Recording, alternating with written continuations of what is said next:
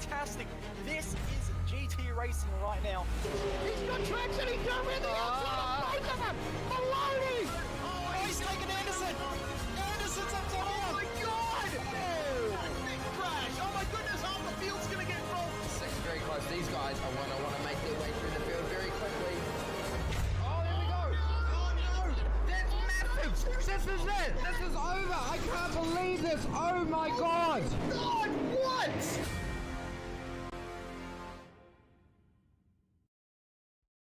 Racing isn't easy, but experiencing it is. iRacing puts you in the driver's seat with the industry's leading sim racing game.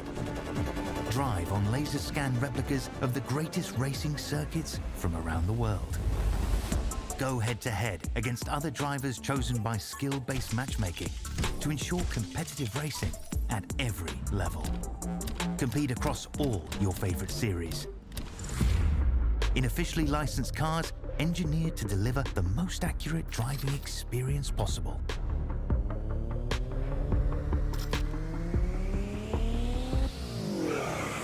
Join a race or host your own with players from across the globe. Race against the computer or in a league with friends. Feel the thrill behind the wheel. Visit iRacing.com.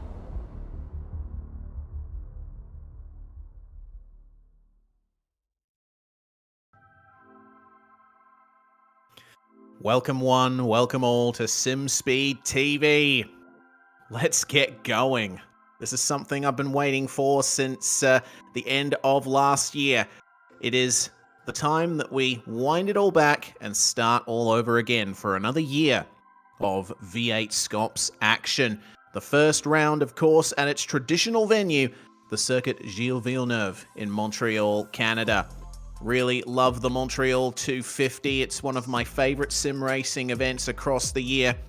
Definitely a big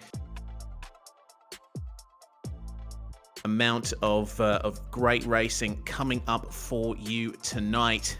And we're live, of course, across YouTube, Facebook, and Twitch as well. To bring it to you all live is myself, Reese Gardner, with Dan Yeaman alongside me in the commentary box. And also doing double duty, he's producing as well. Dan, it's time to get things started here for V8SCOPS 2023. The weekend build-up was fantastic, with some very chaotic supports races across Friday and Saturday nights. But now it's Sunday evening, and we have a new championship to kick off. We sure do, Reese. Thank you for the introduction. Thank you to everyone joining us here this evening for the opening round for 2023. And, well, if you haven't, well, it's time-old tradition. We've, of course, go and have a look at the venue we're racing here at once again.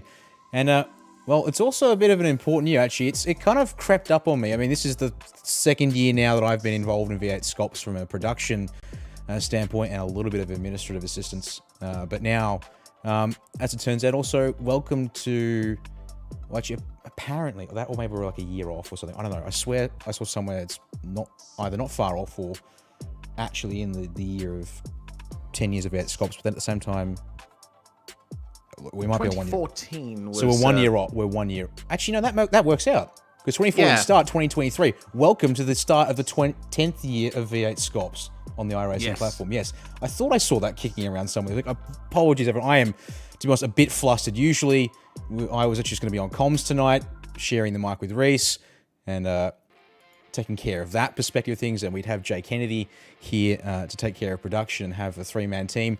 Unfortunately, all the best for Jay, not feeling too great today. So here I am, and going to try and do my best once again with the double duty and get us underway here. But also just, opening round jitters, I guess you can call it, Reese. I'm just trying to make sure everything I can, dot every I, cross every T, and all the same, it feels like I'm still chasing some loose ends here and there personally. But nevertheless, here's a look at the track map, and certainly it's now the traditional opener for their V8SCOPS season. We're here once again at the Circuit Gilles Villeneuve. Obviously a great circuit in terms of being street course, which certainly fits these types of cars and what we get to see of them in the real life for the most part, but also home to the Canadian Grand Prix since 1978 there, although we have had that layout change since 2002, which I'll bring up the the old graphic and new graphic once again here in a second, just so we can actually see how the track has changed since its original opening here, which I'll do that little flick to now. Indeed you will. There you go. You see those little light green bits? Those are the areas where the track originally ran when it first opened in 1978. Perhaps the biggest change from then to now is the location of the pits and start-finish line. Used to be on the run out of the Lepangla hairpin, but of course it was moved in the early to mid-80s to its current location. And Montreal in some places was faster, like the now final chicane, but also slower in many other places. A bit of an extended run to the hairpin it used to have, and an extra little S-bend before the current turns 1 and 2. Also the turns 5 and 6, or 6 and 7 chicane, I believe, up the top of the circuit. A bit tighter on the way in, so that was opened up.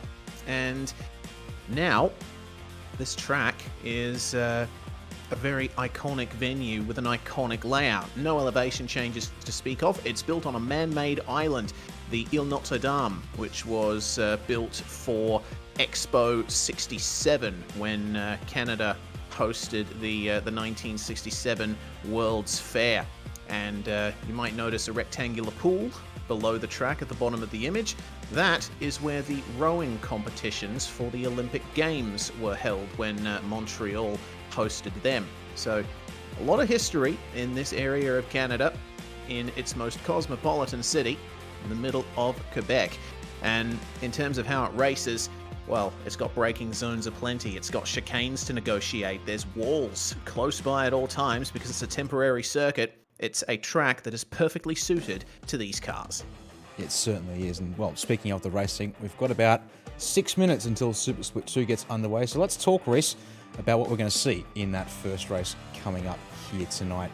When we get to that point, we've got ourselves a 25-lap affair here for the drivers in Super Split 2. We do also have a 50-minute time cap, but odds on us reaching that would require multiple safety car interventions on top of each other. So I would expect we don't get too close to hitting that one there, but we do have drivers, no compulsory stop requirements, but a 65% fuel tank restriction there, which will mean we're expecting to see drivers take one pit stop to be able to make it home on the fuel.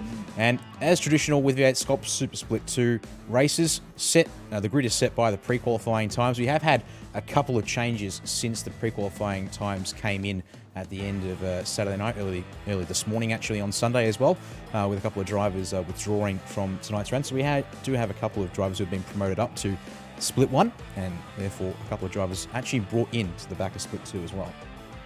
Yeah, Tim Mulford and Troy Maguire would have been the front row, but because we had a couple of dropouts shortly beforehand, namely Chris Coxhead and Bradley Ratu in the top split, those two drivers have been moved up to the top split, which means that Paul Young is going to be starting on pole position for Super Split 2 tonight.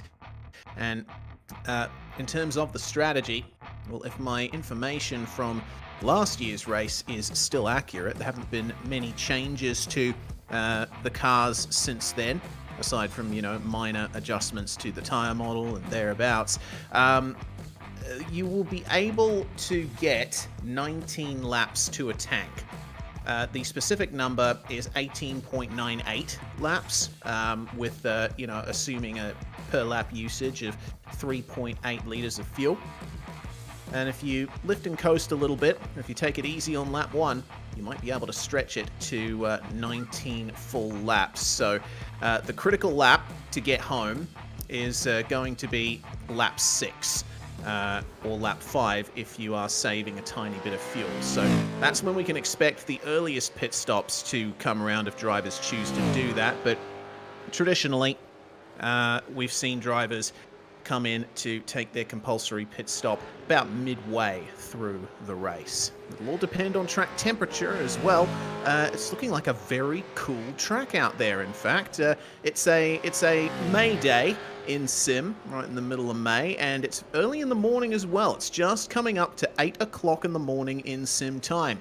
That means we have an 18 degrees Celsius air temperature and only a 20 degrees Celsius track temperature. That is icy.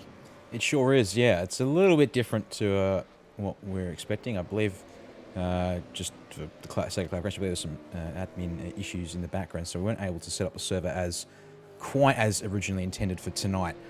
So I believe that's where that information. Well, that's why the particular sim date and therefore resulting track conditions come from. But it does mean we'll be seeing therefore these cars at maximum possible pace, at least from these drivers here with us tonight in the Super Split 2 session. So these drivers won't have to be too worried about tyres dropping off. Well, in saying that, these cars, Reese, we're certainly familiar with them now over the many years that you yourself have covered V8SCOPS here on SimSpeed TV, but also I get the feeling by now I'd say I'm at least indoctrinated enough into the understanding of how these cars, at least people tell it how it drives.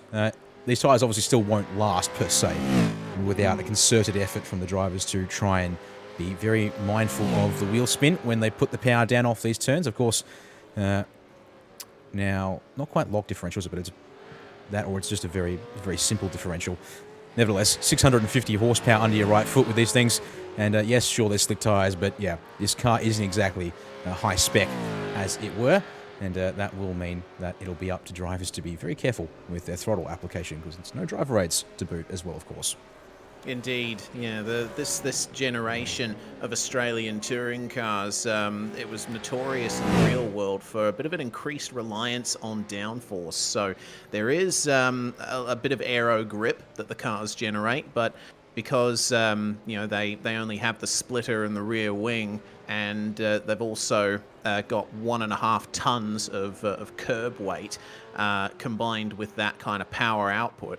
They end up being very difficult to drive. You've got to get on the brakes very early in these things, try and focus on slow in, fast out for the most part. Mid-corner speed, not as important as it is in other cars. But considering Montreal's nature with its long straights and also that opening part of the track that is very twisty, some drivers might have to take a bit of a compromise here. Do you want the aero grip in the twisty part of the circuit, or do you want to wind back the rear wing and go for straight line speed? I'd expect most drivers would go for the latter, because at the end of this long straight, they've got a braking zone for the final chicane, which is a pretty popular passing spot. But as you see, drivers going into the pit lane, pit entry is right at the entry to the final corner, and that means that the braking point for the pit lane is later than it is for the final turn. So if you're in a pack, you're going for a pit stop, you have to be careful of drivers slowing down what it would seem early in front of you. Yeah, it is one of the unique characteristics here to the circuit Gilles Villeneuve, and one thing that drivers will have to be very careful about, of course, therefore, when they come into the pits, if they're in the pack. And it does mean it's this great game of, well, if you want to come to the pits, that's great and all, but it means you're probably going to want to try and make sure you've got yourself some space to the cars ahead, as the checkered flag is going to fly here in the warm-up session, which means we'll get ourselves to the grid here in just a moment's time, Reese. We'll just wait a couple of moments here for that information to hopefully become available as we transition into that race session here in the Super Split 2 server. I'm going to press the magic button, and indeed, there we are. Let's take a walk through the grid.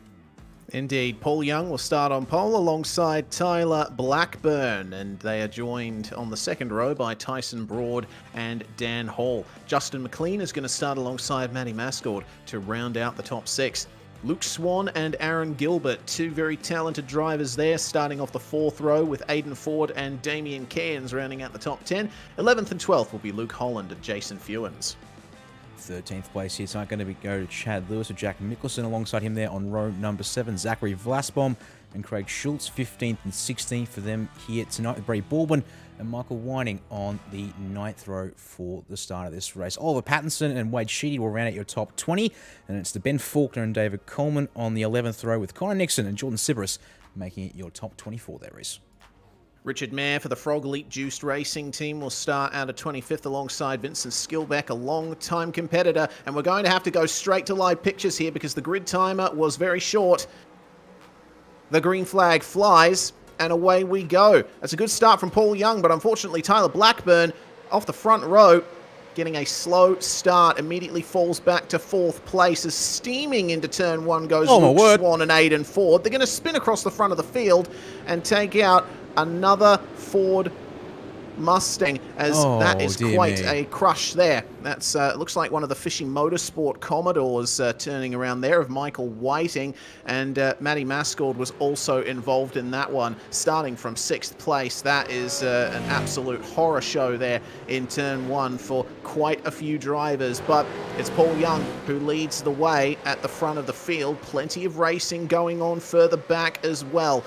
We were briefly focusing on the ERT Commodore, and Steve Vella has gone for a spin coming into turn 6. Fortunately, everyone else avoiding that one. So some chaos throughout the start of this race, and the midfield is looking decidedly cramped at the moment, isn't it? It sure is, my word. As they come off of the 8-9 chicane here for the first time, I can barely get a read on. Well, we're currently sitting in around P20 here. Connor Nixon, the cards in particular focus there, the 168 black and white Commodore is just ahead. We've got Jordan Sibrus in the 093 going out 6 miles wide. That's going to cause trouble with Nixon there just in front. Hold on to it, Connor, as he gets that car straightened back up, and on we go. Thankfully, we've just somehow hung on here for the first lap on the way out of Le Pingle hairpin and up to the World Champions for the first time. We've got plenty of side-by-side up ahead, and there's a bit of tyre smoke, but I think the front runners are making it through the World Champions okay. I just saw a change of position, I think, as further on back in that group of 20. They're 3 wide race through the chicane for the first lap here. Oh goodness, yeah, this mid to rear field is absolutely going off right now. That's Richard Mayer leading Matt Whitaker and Connor Nixon, as Nixon gets squeezed a bit coming into turn 2 and bumps Mr. Whitaker wide for good measure. Big pack of cars behind with Jay Schultz, Joe Mahoney, Dave Douglas, Jordan Siberus, Matty Mascord and Rob Crisdale all fighting there as they make their way into the first chicane for the second time.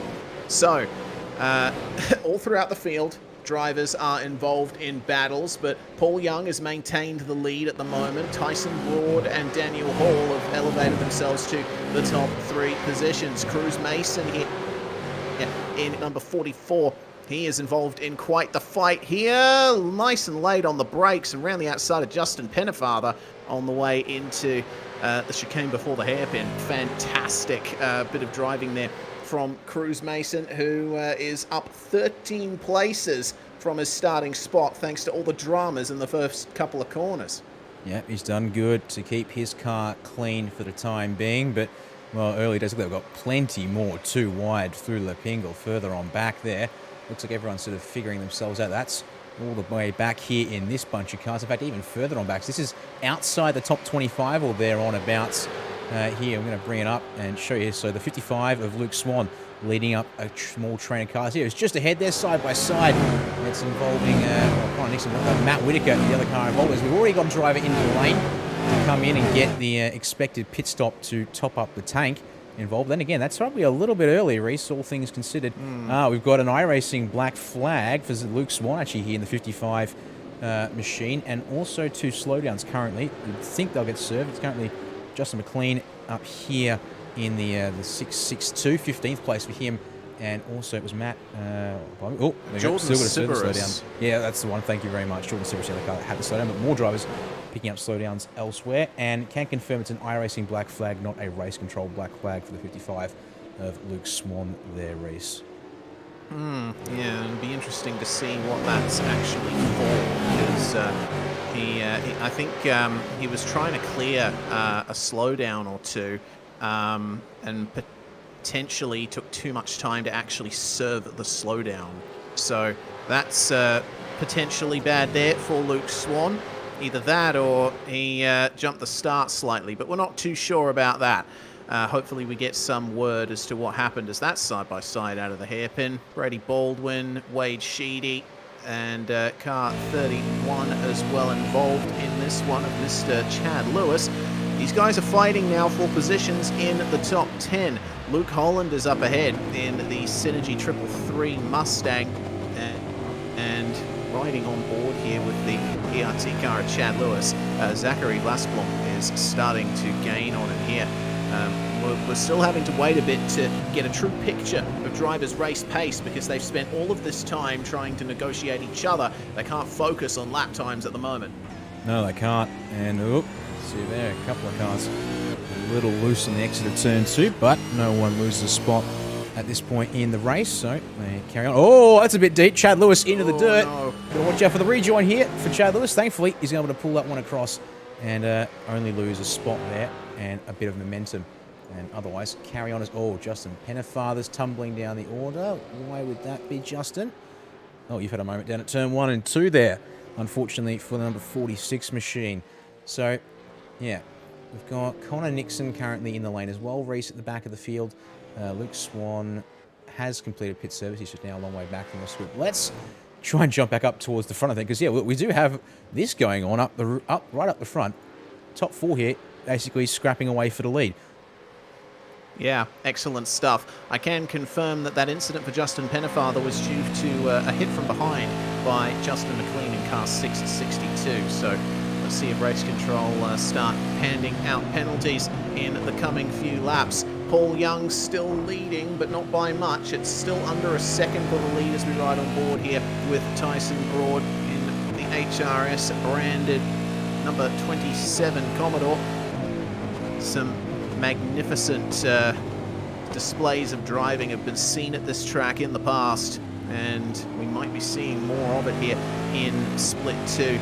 Paul Young holding on very nicely to this lead, and Broad is starting to gap Hall and Blackburn behind him. Aaron Gilbert, meanwhile, has made his way up to 5th from 8th. You see him just tipping into the picture in the background there in the Jinx Shifters 203 Holden Commodore. Let's see what he can do to catch up to these guys. Gilbert had a perfect night in the V8 support category on Friday night, pole position, and won both races at a canter. So he's definitely got a lot of experience in this style of car. These cars, though, compared to the 2014 era Australian touring cars we use for the supports, a little bit harder to drive at the limit and a bit more snappy under power. So Gilbert might be struggling with that. He's still managed to run a time good enough to start 8th on the grid for this one, and taking advantage of the lap 1 carnage to elevate himself here, and he is definitely catching up to these guys now as they try to fight with each other and compromise themselves. Yep, just switched over here to bring up the fact that our first incident of the race, I believe it will be the turn 1-2 lap 1 chaos we picked up there as the field flowed through the corner. Jack Mickelson, number 26, has been penalised for that incident there. Now, I can actually see him on the replays. Let's see actually, Reese, I'm going to queue up our first of our virtual racing school replays here, I think, for the evening. See if we can get a grab on exactly how that unfolded for Mickelson. So I'm going to press a couple of buttons and hopefully get this to do its thing. All right, so this is the start on board with Mickelson, and it was a bit of a slow start for him. Too much wheel spin off the line. Got swamped by the field as they came into turn 1, and I think at this point he's thinking, I need to try and make up a few spots. So but there's very more happening ahead. Yeah, more happening ahead. That's what we called live. And, well, Mickelson a little bit too deep into turn 2 in the middle of the crush, and, yeah, unfortunately spinning a couple of drivers around as a result of that. So race control right on top of that. Let's see what happened here for Luke Swan meanwhile. It was a good start for Luke Swan, but it all came undone thanks to this absolute melee in the opening turns. Here's the onboard from Swan. He's up the inside at turn 1. Oh, he's a bit deep in the... And yeah, Swan, the car that gets turned around by Aiden Ford there, and then, yeah, that collects the... I believe it's the 585 of Matty Mascot over there in the gold and black Mustang there. So yeah, that's unfortunately sort of the key highlights, I think, of the lap 1 incident for that one there. So let's get back on to the live pitches and catch back up with drivers and where they're at in the race. Gaps starting to open up at the front of the field here, Reese. It's still 8, 9 tenths between your top two, but look at the gap that's suddenly opened up between second and third. Dan Hall currently leading the bunch, but it's in behind it. He's got Tyler Blackburn on his gearbox. Not been able to stay with the top two, though, in the meantime. Blackburn started on the front row, so you know he's got some good pace behind him there. Unfortunately, that poor start put him on the back foot here, and this is a pretty short race for these cars, so doesn't have much time to try and make up these positions. Those are the times that Dan Hall is doing. 6 tenths off the leader at the moment. Tyler Blackburn, meanwhile, only 3 tenths off the leader's lap times, so there's potential here for a position change. Tyson Broad, meanwhile, has managed to gap these two. He hasn't gotten much closer to Paul Young, though. No, he's sitting in, well, actually, pretty much step for step with the race leader at this point in time. As I've just seen on the side of my screen, a slowdown penalty picked up from the number 7 of Brady Baldwin. Now, that'll be through that turn 8-9 chicane. We saw a lot of those slowdown penalties over the course of the evening. So you'll see here, actually, he's going to just check it up on the way in. That works quite nicely for him. But what we'll do is bring Zachary Vlasbom there in the 57 Alpha Venturi car up behind him and try and get eyes on as we head down the center straightaway. Yeah, and I can tell you that that slowdown for Brady Baldwin came from a mistake. He actually caught the grass on the entry to the chicane and toured right across the runoff area. Got ourselves some moves at the front of the field, Reese. Your early race leader. Oh, no, sorry. Your early race leader has dropped from the server. Apologies. Oh, no. Well, dropping, I should say. Hasn't quite gone yet, but if his car doesn't reappear, this is going to, unfortunately, be quite the moment. There he is. Before he reappears in the nick of time, I would wager. Oh. Well, big dramas for Paul Young here. Hopefully his connection can hold on and we can get ourselves a good race for the lead, because if your internet decides that it doesn't want to hold up when you're in the lead of a race, it's one of the most heartbreaking and tragic things that can happen to you as a sim racer. It's managed to stabilize for the time being, so all he can do is keep driving at his max. Yeah, that is very true indeed. Also, Brent, we do have a couple of drivers on Zoom with us here tonight for this race. So what I will do is I'll bring up the first of our drivers from what I can see, I believe. Double check myself. Yep, this is the first driver that we've got on track with us in Zoom tonight. 999 of Dean Powell, currently running in 16th place. But as you can see, Reese does have himself a good scrap on his hands with the 54 machine of Stuart Crawford and the 662 of Justin McLean directly in front as they're going to work out of Le Pingle here for the 8th time in their race. And we'll see here, what can Mr. Powell do on this particular run down the back straightaway? Well, the slipstream starts coming into effect from about 1.5 seconds back, and if you're well within a second like Powell is, you do get a good boost of straight line speed, but it's all about how you take these curves, and it seems that Powell has managed to nail that final chicane. Loses out slightly coming down the straight. Stuart Crawford with a slightly smoother exit, but regardless, you can see how hard the driver of the 999 is pushing here. The amount of concentration on the faces of these drivers in the Zoom feed, and the amount of opposite block he's putting on out of turn 2 really shows you how difficult it is to drive these cars at the limit. There's apologies there, that's not what was intended. That's what it should be showing you there. These three drivers here. Oh, it was a little deep through the turn 5 sweeper there, I would suggest, Reese. And we'll have to check back in with Dean later on in the race, because it's side by side for that P4 Sport. Dan Hall having to fend off the 947 of Tyler Blackburn down into the Pingle. They go. And can Blackburn get the over-under here? We saw it work a couple of times already this weekend, but looks like, again, that straighter drive initially is going to help. But watch the run as we come up the straightaway here. Oh, yeah, this is a good slipstream here for Tyler Blackburn. Hall is going to try and go defensive, but, man, Blackburn squeezing up the little bit of space that was left there by the ERT driver, and he's ahead on the way into the chicane. manages to ride the curbs nicely, just avoids grazing the tyre barrier, and that is going to be move complete for the time being. Good stuff. Meanwhile, Tyson Broad continuing on, but yeah, that's a slowdown there for the driver running in second. He's still going to have to clear that. That's brought him right back into the clutches of the battle for the last podium spot. And he's got it cleared now, so being able to get that one and move on with his race, and also got another penalty coming in from race control. Contact on lap 4. Unfortunately, he's going to see 662 Justin McLean getting a penalty here in this run. So I'm seeing a bit of activity on the time out. It's a couple of drivers coming into the lane, including David Coleman in the number 640, Michael Whiting in the 025 Fishy Motorsports entries. Keep our eyes here on the fight for second, though, Reese. Yep, we will have to.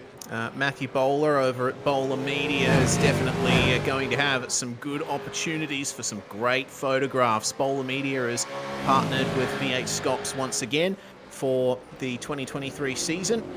And deep into the hairpin, but again, straight line exit is to the benefit of the car on the outside. Regardless, a little bit of a wiggle. That's going to bring Tyson Broad into the fight for second. Can Broad get back into the position he started in? Well, with that kind of run, you'd say the answer is yes, but he's earlier on the... No, Tyson Broad going for the lane. Right, okay. Well, he knows he's got to make a pit stop. Why not take a full speed entry into the pit lane there and minimise the time loss from having to deal with finding through the chicane there, because Blackburn now has Dan Hall still with him and now has to think about defense maneuvers here from fending off. We've also got Vincent Skilbeck coming into the lane as well at the same time in this race. And, well, we're approaching the halfway mark, so look, not a bad idea. Split the race in two and see if you can make some hay while the sun shines here in the next couple of laps on a fresh set of tyres. Let's keep an eye actually on where Tyson Broad is. There you go, off the pit lane already with 11.5 seconds in the stall for him. Comes out of the lane, and he's come out in some nice bit of track, or nice bit of clean air, I should say. Apologies.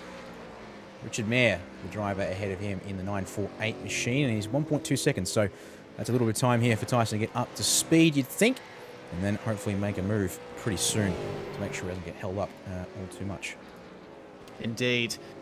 Fuel and tyres done at the same time in these cars, and a tyre change takes place in about 8 or 9 seconds or thereabouts. So if you've got to put fuel into the car, might as well take tyres as well, get yourself that fresh rubber. The battle for what is now 13th continuing here. We were riding on board with Dean Powell before on the Zoom feed, and this time he's going to have to start looking over his shoulder, because here comes the recovering Matty Mascord. Remember, he's the driver who started in 6th place, and he was turned around on lap 1. So he has got quite a bit of ground to make up. Goodness me, he's really pushing hard. Coming out of the hairpin there, bit of wheel spin, bit of snapping, but the slipstream is picked up. He's going to go for it here on Dean Powell. And will Dean try and pull a Tyson Broad here and go for the pits, knowing that he's about to be passed? No, he's not going to do it. He's going to try and defend the position there. Nah, nothing that Dean Powell can do. Has to go wide coming through the first turn. And some would say that maybe he'd be better off lifting off early to try and get a good exit and preserve some pace, because he has lost quite a bit of time out of that one. We're seeing more cars in the pits. Meanwhile, Damien Cairns and Aaron Gilbert have made visits to the lane. Gilbert, the driver who was in contention there for 5th spot, and he has now come out in pretty good place, all things considered. 16th at the moment. He is about 2.5 seconds behind Tyson Broad as things stand, and Broad, the first car to pit. He is also the leader of the cars that have pitted so far. He is, but that's another time round I saw for Tyson Broad through the opening chicane, where he picked himself up a slowdown penalty, which means he's got to be careful, keep racking those up. That's just giving away time to the leaders. A little bit of a puff of smoke, but everything seems okay there. So I'm going to check in the fight further up the road here. Jason Fewens and Wade Sheedy going at it here for what is currently 4th on the track as they work up the back straightaway here. Now, this is obviously the case. The prime examples we're saying where this is for Wade Sheedy, you can't come into the pits unless Fewens comes in. Fewens will go in, but that leaves the road open for Sheedy to go on. Oh, he's just held on to that one there, Reese. Goodness. Wow. Yeah, that's what the final chicane curbs will do. Very difficult to nail the line through there. You have to ride the curbs. You got to pound them in order to get the best times. And he's picked up a slowdown, it seems, as a result of that. So losing some time. That means Fewens will definitely gain an advantage on him when the pit cycle goes through. There's Blackburn making his stop from P2, and looks like a nice pit stop from him. Same ballpark, about 11.7 seconds. There goes Tyson Broad, meanwhile. He's just made his way out of turn 2. Blackburn very much ahead. Yep, the slowdowns have cost Tyson Broad. And as a result, 3 positions made for the 947 of Blackburn. It does have the traffic here of Mascord and Crawford. It's currently traffic, I should say. It's just, of course, the way with the pit cycles working through this one here. That, of course, causes this. But your race leader, still Paul Young, and he currently enjoys 6 seconds apology margin back to Dan Hall. So he's sitting pretty happy, I'd say, at this point in the race, and not looking to come into the lane anytime soon for a fresh set of tyres. And I guess, well, when your pace is about a second off at the moment, now's a good time to bring it into the lane, so I say. Yep, there goes our leader for Banter Alliance with the Bay 21 Coffee Bean sponsorship emblazoned on the bonnet. Those cars have been a part of V8SCOPS for quite some time. Dan Hall, though, for Evolution Racing Team, filters through to the race lead, has yet to take a pit stop, and most of the field have come in for their one and only pit stop here. Wade Sheedy and Brady Baldwin filter into the top 3. I also see another pitter. Looks like Richard Mayer in 948 coming into the lane. So that leaves our top 3, plus Craig Schultz, Rob Crisdale, Brenton O'Brien, Oliver Pattinson, Justin Pennefather, Aidan Ford, as well as Steve Vella and Jordan Siberus yet to come into the pit lane.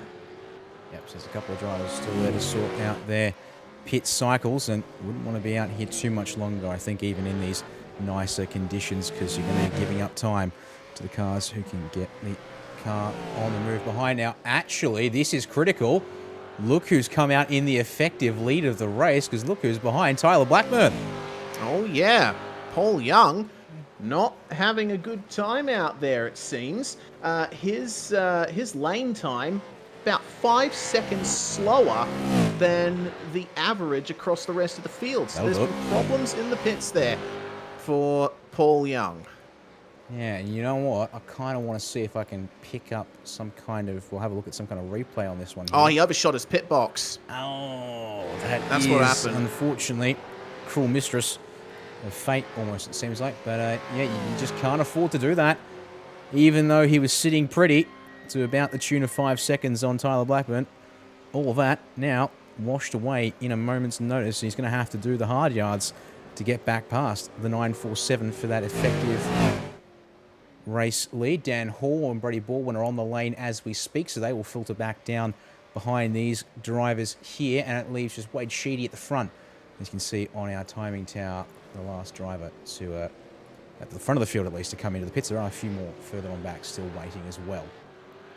And don't forget that Blackburn and Young, they're not just racing for the win here. They're also racing for the chance to drive in Split 1 that's happening later tonight. That's the Jinx Shifters car of Aaron Gilbert passing Daniel Hall, who's just come out of the pit lane there. So that is a change for P5. Gilbert back into the position he's held from before the pit stops.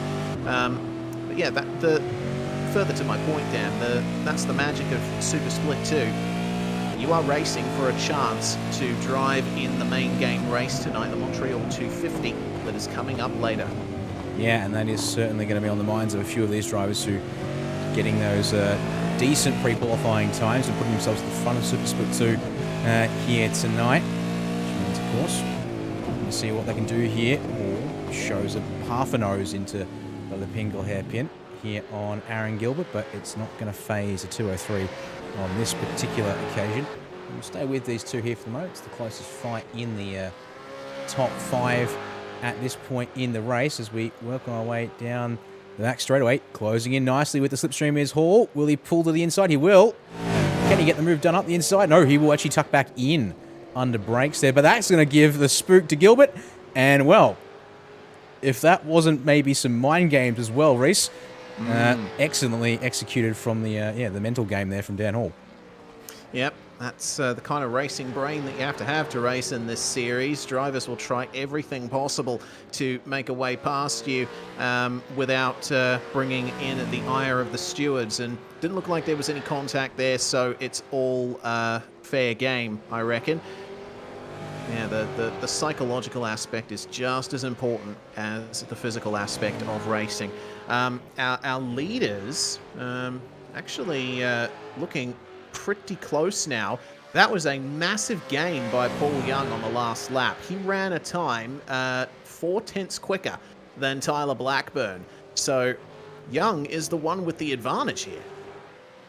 Not too shocking. That would see some pace difference there. Young able to check out, relatively speaking, in that opening phase. And let's just bring up the last couple of lap times between these two.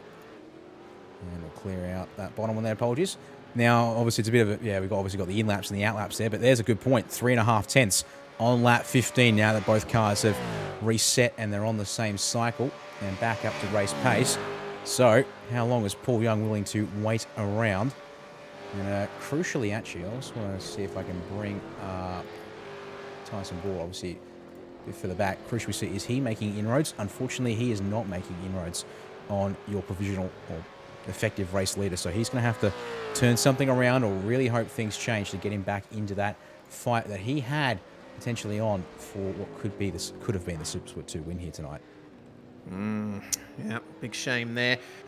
We have one of our last cars to come into the lane, Rob Crisdale, pitting from about 9th place. He'll filter back through. That leaves Wade Sheedy and Oliver Patterson, the only two cars. Patterson, sorry. The two cars left to take a stop here, and they're going to have to come in soon. Remember, you got to put in about 5 or 6 laps worth of fuel when you come into the lane. So these guys will be fully cleansed and everyone pitted by the time we get to lap 20. So keep a lookout there for our leader at the moment, Wade Sheedy, as well as Mr. Patterson.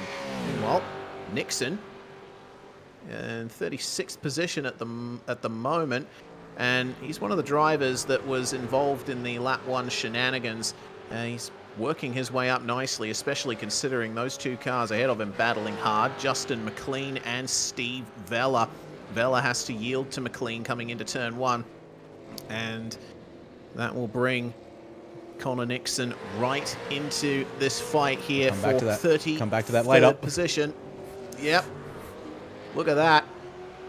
Paul Young nearly making a move. The gap was down inside of 0.03 of a second at the end of the casino straightaway there, Reese. I did want to give Connor Nixon some time. Just to give a little chance. Obviously, he brought along the webcam for us tonight, so make sure, try and give the guys who are willing to share their webcams with us here for V8SCOPS a moment on air, regardless of where they're at on the track at this current point in time. But at the same time, of course, got to make sure we keep eyes on the close stuff here as well.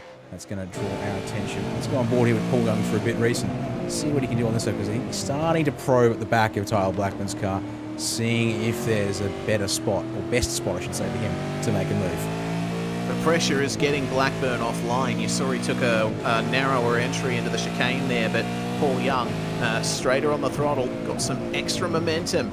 Oh, that's close. Slightly misses the apex curve, which you have to take for the optimum line through that particular chicane. But I'll tell you one thing, Paul Young is filling Tyler Blackburn's mirrors at the moment. It's going to come down to the exit of this hairpin. Both of them get on the power very nicely, no squirming from the cars.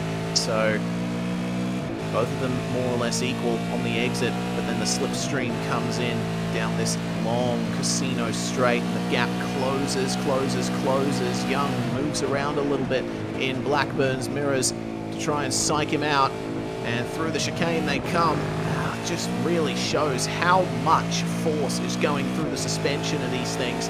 as they take those curves. Yeah. These kind of cars do have the ability to take the curbs, and also you can also see inclined to want to take the curves as well. As you see, both drivers doing a nice job there off of turn 1 and 2. We'll check back in with these guys soon. It seems to have spaced out a little bit more because, once again, got ourselves a scrap here now for 4th place. Dan Hall coming on strong here in this second half of the Super Sport 2 race.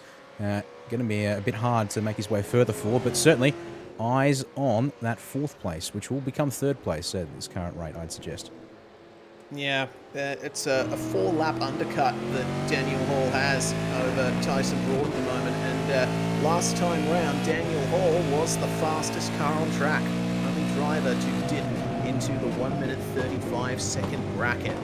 And a little bit of a squirm there for Hall on the way into the chicane, but he keeps it stable. Hall, though, on those fresh tyres, he's able to push so hard out of these corners and gain some excellent pace. Too far back to make a move into the hairpin, but he's going to have a look anyway. Oh, Broad, I think, going too deep, and oh no! Hall spins out in the middle of the hairpin. All of that hard work he did to get those positions undone in an instant of a second. He gets back going, but not without some damage. Oh, my word. Well, let's have a quick look at that one from an outboard shot. It's going to be a case, I'm sure, of unfortunately there for Daniel Hall. Just grabs the brakes on the way into the corner there, and just a little bit too much of a pinch. Pass for the lead coming, I think. Oh, no. Not quite. All right, let's take a moment then quickly and just have another look at that unfortunate incident there for Dan Hall on the VRS replay here. So try and get one of the nice overhead shots I've got for us here at Montreal. No, it's not quite. That's the one here. That's what I wanted. And yeah, unfortunately, a case of pinch the rear brakes in a bit too deep and clips the front of Tyson Broad there, who was nice keeping open. And yeah, gets it going again. But yeah, unfortunately, the good work undone. Yeah, these cars, they drive at their best when you run a lot of brake bias to the rear. You got to get that rotation going into the corner. But combine that with the sequential gearbox that these things run with, it's basically an H-pattern transmission that's been converted to sequential. You have to blip the throttle very well in order to slow these things down smoothly, and if you mistime it or don't put in enough accelerator pedal on the downshifts, the rears will lock up, and that will be the end of your good run. Back to the lead. Tyler Blackburn still holding on here versus Paul Young. All of our drivers have come into the pits at least once, with now Wade Sheedy making his way through the lane and coming out in 8th spot. Still a great position there for Wade for gaining 12 places. Got a penalty, meanwhile, for Justin Pennefather for contact on the 17th lap. I believe we missed that particular incident, but still, that is another ignominious eventuation of his race. Brady Baldwin and Chad Lewis are having a pretty good battle at the moment, it seems. They are side by side across the start-finish line. Lewis having to make way for Baldwin on the outside, or is he? He's going to carry more momentum into turn 1 and protect the inside for turn 2. Oh, we've got a car coming out of the pits too. Yeah, that's the number 55 of Luke Swan. Coming in for a second stop there. They managed to clear him, but that was a good bit of racing there between Chad Lewis and Brady Baldwin. Unfortunately, it seems Brady has picked up a slowdown from that and nearly comes into the wall for good measure and forces a check-up for Luke Swan and Vincent Skilbeck. Skilbeck goes for it on Swan. Almost looked too deep, but he seems to have gathered it up. It just goes to show with how close this field is, one problem for a driver ahead can have knock-on effects 4, maybe 5 positions back. Yeah, it does. It's just sort of one move attempt there, and we're going to lose Skilbeck for a moment on the feed there. Apologies for that. And there we go. Oh, they're back at it again, these two. And this time round the outside, making the move we saw work so often in the support races at the Pingle hairpin. I've just butchered that word again. Oh my goodness, I'm having a great time with the Montreal words. And that looks like some actually nasty straight line deficit now for Tyson Broad. And unfortunately, that's just how it goes sometimes. Not any fault of his own there for the contact with Dan Hall, but you can see he's been swallowed up now by Jason Fewens. Next up will be Damien Cairns and Wade Sheedy. I think we're all going to want a piece of the pie of the number 27 there. I don't know if anyone else has noticed, but the gap for the lead has just ballooned out to over 5.5 seconds. I think Paul Young nabbed himself a slowdown. Let's go have a look at it, because it actually comes up as a crashed report on my on the timing software here. He might have hit the wall of champions. No, actually he didn't, but he did go very aggressively across the final chicane curbs, and yeah, there you go. I think cutting the final one a bit too much and had to lift off. So with only a few laps left in this race, looks like the battle for the lead is done, at least for the time being. There's still potential for Tyler Blackburn to make a mistake of his own. There is. And we've now got this fight brewing for fourth on backwards. Apologies, that meant to say that one there. And we could sort of call it that one of sorts, but then you've also, of course, got this battle brewing here between these three now for what is effectively sixth. The question is, how long can Tyson Broad hang on? He's going to get a moment's relief as Damien Cairns is in very deep and also defending from Wade Sheedy. I'm going to jump on board at the back of the number 14 Taipan Esports Machinist. Here comes Sheedy looking for the inside. He'll actually not quite get there. And oh, look at the straight line deficit. That's just Broad. Nothing he can do, Reese. This is just going to feel like absolute torture for the man behind the wheel, the number 27. Yeah, that kind of damage is bad as Daniel Hall with a massive slowdown there on the exit of the chicane.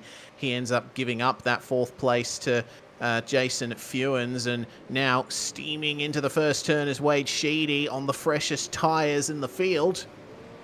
He is right with him at the moment, and he's surrounded by walking wounded, Broad behind and Hall in front. Damien Cairns is going to try his best to take advantage here as well, but you just see the extra momentum that Sheedy has. Those are those fresh tyres working right at the end of the race. Yeah, sure are. He gambled. And it looks like the gamble is working as up the inside. Well, if he can't do it in a straight line, Broad's going to have to do everything he can to throw some moves under brakes, and unfortunately, it's not worked there against Damien Cairns through the 6-7 chicane, as we have got 2.5 laps to go here for Super Split 2 to open up the V8SCOPS 2023 season here at Montreal today. Jason Fewens will be able to check out while this group begins to fight for 5th place. You see here down into the Pingle hairpin. And do that 2 more times here tonight. Hall's a little loose, trying to get the power down. That's not Dan Hall. That's Dan Hall. Let's stay on board with him here, Reese. Down the straightaway. Where can Sheedy go? The answer is not the inside. But a good exit from the hairpin, plus the slight bit of slipstream he got, means he is clear of Hall by the time they get to the braking zone for the last chicane. So not too much work there for Wade Sheedy to do as Tyson Broad throws up the white flag and decides it's time to come into the pits and get a final bit of damage repair. If not that, then potentially a retirement for the number 27. Shame to see that after driving so well, Tyson Broad's race ends like that. And now Wade Sheedy on those fresh tyres. He's secured that 5th spot from Daniel Hall, and he's looking to hold on to it at this stage with how smooth and fast he's looking. Yes, we've also got some other battles further on back. A quick look here. We've got Zachary Vlasbom and Crystal Apologies here lined up nose to tail. So these guys will have some other battle packs we can check in with right as the race comes to its conclusion. But all eyes here on this fight for the final place in the top 5, currently held by that number 03 Platinum Racing machine of Wade Sheedy. Indeed. Still gaining on Dan Hall there out of every single corner. He's using those fresh rear tyres to their maximum. And out of the hairpin they come. No complaints from the 03 Commodore at all. That was a beautiful, smooth exit. Nothing that Daniel Hall can do at the moment to overcome that. In terms of actual fights for position, doesn't look like Wade Sheedy is going to be able to catch up to Jason Fewens ahead before the final lap. Running similar lap times at the moment. we'll see what they are like once they come across the line. 137.3 for Jason Fewens, and for Sheedy, it is a 136.3. Okay, I'll scratch that. A full second faster for Wade Sheedy, and the gap is, well, round about 2-ish seconds. So if he keeps that pace up, he might not be able to get himself onto the back. I think Either way. Yeah, going to take a mistake, I think, from what Jason Fewens here to change things up in this this fight here for what could be a fight for the 4th place, but we'll keep an eye on it in the final couple of laps. 3.2 seconds, meanwhile, for Tyler Blackburn. He looks to be in control of this one here, ahead of Paul Young after, well, yeah, leading that opening phase so comfortably once some errors crept in for the cars behind and the scrapping began. And once again, I feel like, well, once again in the sense that the opening part of the race at the very least has been fairly uncomplicated for your pole sitters and early race leaders, both in the supports categories and now here in Super Split 2 tonight at Montreal. You can see him, and Aaron Gilbert also happy to P3 as they're closing on Fewens, but he's going to be safe, and it looks like Sheedy is going to be safe from Dan Hall too. But all eyes to the man at the front of the field. He's going to be your race winner. Welcome to the start of 2023. Tyler Blackburn opens the door for a pathway to the main game here tonight. Yep, first Split 2 winner of 2023 and the first V8SCOPS race winner of the season as well, if you include both Split 2 and the main game. It would look pretty close there between Fewens and Hall right at the end. But actually, no, it looks like Fewens slowed down by quite some margin. So Wade Sheedy still finished behind. That they did, yeah. I was just flicking through that one there real quick to sort of get a read on things, and yeah, maybe a slowdown for Jason Fewens, but he's able to serve it well enough that no dramas there. As we get a little bit bunched up around the sweeper here at turn 5. But I think what we'll do here, Reese, is we'll switch on over to other scenes back here and get ready to bring you the race results here from Super Split 2. Yep, Tyler Blackburn by 2.9 seconds from Paul Young. That battle probably would have looked very different if Young hadn't, unfortunately, gotten that slowdown. Aaron Gilbert goes to P3. Excellent drive from the 203, with Jason Fewens 12th to 4th, Wade Sheedy 20th to 5th. Unfortunately, Daniel Hall not able to capitalise, ends up finishing 6th from 4th, with Damien Cairns gaining 3 spots to finish in 7th. Chad Lewis gains 5 spots to finish in 8th spot, with Brady Baldwin making up a good deal of positions to 9th. Vincent Skilbeck, meanwhile, he started 26th place, Dan, and he will round out the top 10 after a very clean race. Yeah, he will indeed. One of our bigger movers there of the night for sure. Over the page we go to the next 10 cars. Matty Mascord will be the first car outside the top 10, unfortunately. As you see there, that lap 1 incident, unable to fully recover there, but nevertheless, still, I think, hopefully can be happy with P11 there tonight. Also, big gains for David Coleman, up 10 spots to 12th, even more so for Dean Powell, up 19 spots, to 13th place. Small gains to Zachary Blastbomb as well, and I think the biggest mover of the night without full stop, and indeed it looks like that is the case. 22 places gained for the 808 of Robert Chrisdale there in 15th place. Craig Schultz going to finish in 16th, ahead of Joe Schultz in 17th. Stuart Crawford, Dave Douglas, and Jack Mickelson will round out your top 20 here in Super Split 2. Finishing 21st, Michael Whiting, unfortunately losing 3 spots there. Ben Faulkner finishes in 22nd, ahead of Richard Mayer and Aidan Ford, who will be hoping for better after starting inside the top 10. Oliver Patterson, Cruz Mason, Brenton O'Brien and Matt Whitaker, your next positions there. Justin McLean started in 5th, but was involved in the drama on lap 1. Has to settle for 29th, with Justin Pennefather with a penalty to his name, finishing in 30th place. Rounding out your field, Luke Holland in car 333 with Jordan Sybaris, Steve Vella, Jack Anderson. Your last cars to finish on the lead lap there. Connor Nixon and Luke Swan both come home 1 lap down after carrying some damage, and Tyson Broad unfortunately retiring. Joe Mahoney, the first driver out here tonight. Big shame for quite a few drivers there in Split 2. But now we'll turn our attention forward Split 1 action.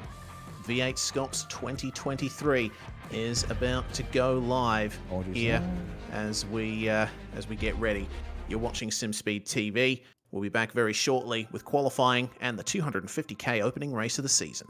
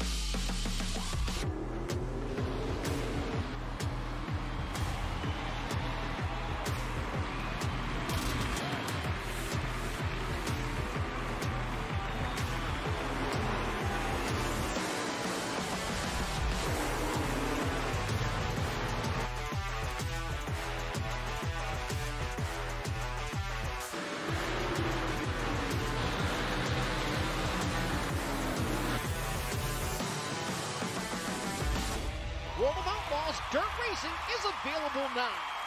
Download your copy today.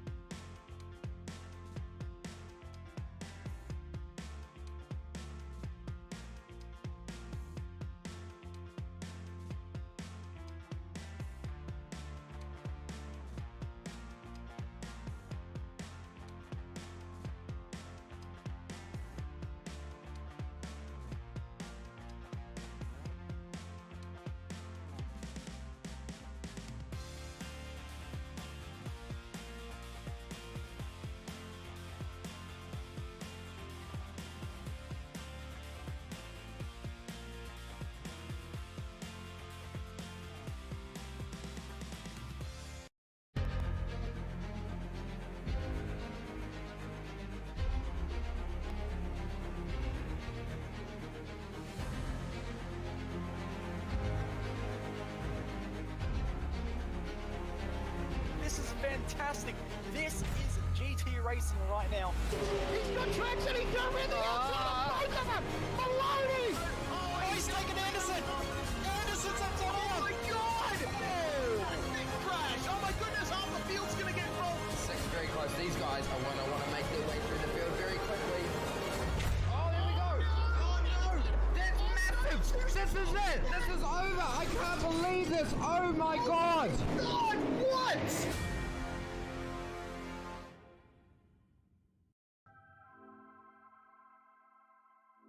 You're watching SimSpeed TV. It's the first round of the V8SCOPS season for 2023, something we've been building up to for quite some time. 2022 was a fantastic season, and we're hoping that 2023 brings a lot of the same here at the Circuit Gilles Villeneuve in virtual Montreal, Canada.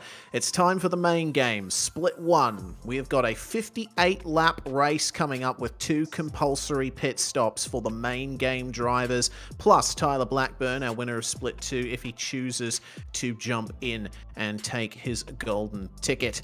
Reese Gardner and Dan Yeaman with you in the commentary box. And Dan, of course, doing double duty on production as well. Well, Dan, Split 2, definitely bringing back some of those old V8SCOPS vibes. There were crashes on lap 1, there were great battles towards the end of the race, and drivers unfortunately falling short due to their own errors. We might see more of the same here with qualifying and the 250k race still to come. You would think so indeed. Thank you once again for the introduction there, Reese, and thank you to those who have been with us through the Super Split 2 race, and for anyone joining us now for the warm-up to the main game here this evening, thank you as well. Let's have a quick look at the circuit once again for those who are new to the broadcast at this point. Circuit Gilles Villeneuve, as we zoom on into the northeast of the continent, of the North American continent, I should say, and just east of the also, I'm going to hope I said this wrong. Ottawa is the capital of Canada, if I'm not mistaken. But nevertheless, we zoom on down here into the heart of Montreal itself. And yeah, one of the man-made islands here as part of the city here. And yeah, therefore, well, sporting facility in many shapes and forms, as you brought up before the start of the Super Split 2 race. The fact that the rectangular pool there is actually constructed for Olympic rowing here when the Olympics visited Canada back in the 1980s. But also, of course, we're here for the racetrack around the outside. There, 4.3 kilometers of street circuit style racing, even though it hosts Formula One as its main event, of course, in the real world race. Yeah, it's also hosted NASCAR second tier series, which is known as Xfinity nowadays. It was known as the Nationwide series back in the day. And also a couple of goes at hosting Grand Am as well, one of the forerunners to today's IMSA Sports Car Championship. So quite a bit of racing history here. Even one of the current IndyCar Series forebears, Champ Car, which split off from the Indy Racing League, raced here as well in the late 90s, early 2000s. So awful lot of history taking place at this circuit. And there's going to be some more virtual history made here with the first round of V8SCOPS coming up. Let's check out the format that we're going to be going for here tonight. As I mentioned, 250 kilometers, 58 laps around this circuit, and there's going to be 2 compulsory pit stops. You've got to take at least 2 tires in both of those pit stops, but as we've discussed many times, it takes the same amount of time to change 4 tires as it does 2, so drivers will change all 4 boots on the car. End of lap 2 is when the pit window opens. It closes at the end of lap 56, and the pre-qualifying times will define who goes out when in the qualifying session. Dan, we have got 2 distinct groups that are going to be taking part over the next 35 minutes of qualifying. We've still got a bit of practice to go, though. We sure do, yeah. So, of course, 40 drivers making it directly in here to the main game. And we'll just see here, Tyler Blackburn has opted to join the server, so we'll have 41 drivers or at least we're expecting, I should say, 41 drivers to take the start of this one here tonight. And yeah, going to go through the qualifying gauntlet once again. Did the work to get in to top split here this evening, Reese. And now they'll have to make sure they can do it once again here in the race server. Conditions a fair bit warmer than in Super Split 2, I might add. Currently sitting at, well, rather than early morning, mid-afternoon. Just approaching 2:30 virtual time here in the server tonight. And it means we've got 24 degrees air temperature, but clear skies, bright sun, and 42 degrees Celsius working the track over here at Montreal at the moment. Yeah, what that's going to mean is that the tyre drop-off will be even more severe than it already is. It's going to be very easy to overheat those tyres as you make your way through these very high-load turns. And given Montreal's location in the northern hemisphere, and usually quite cold, oh dear, that's a problem for a Mustang, usually quite cold conditions in this part of Canada throughout most of the year anyway. The construction of the tarmac means that the surface can be very rough, and in the real world it's liable to breaking up under the stresses of the tyres. So drivers will have to race very carefully here. Of course, they'll probably forget all of that when the lights go out for the start of the race. And we've got to consider fuel as well coming into this 2 pit stop run. Of course, there is no fuel tank restriction for V8SCOPS main game, so all 111 litres of fuel tank capacity are available to do the driver. And assuming, again, 3.8 litres per lap fuel usage on average, that basically gives you 29 laps to a fuel tank, which means, given it's a 58-lap race, the critical lap to get home is lap 29. But how do you split the stints is the question, Dan. It's a question we ask ourselves every time we have this 250k format. Do you go for 2 short stints and 1 long stint and arrange them however you please? Or do you go for an even split? It won't just be influenced by where you are in the field, it'll also be influenced by the potential appearance of the manual safety car.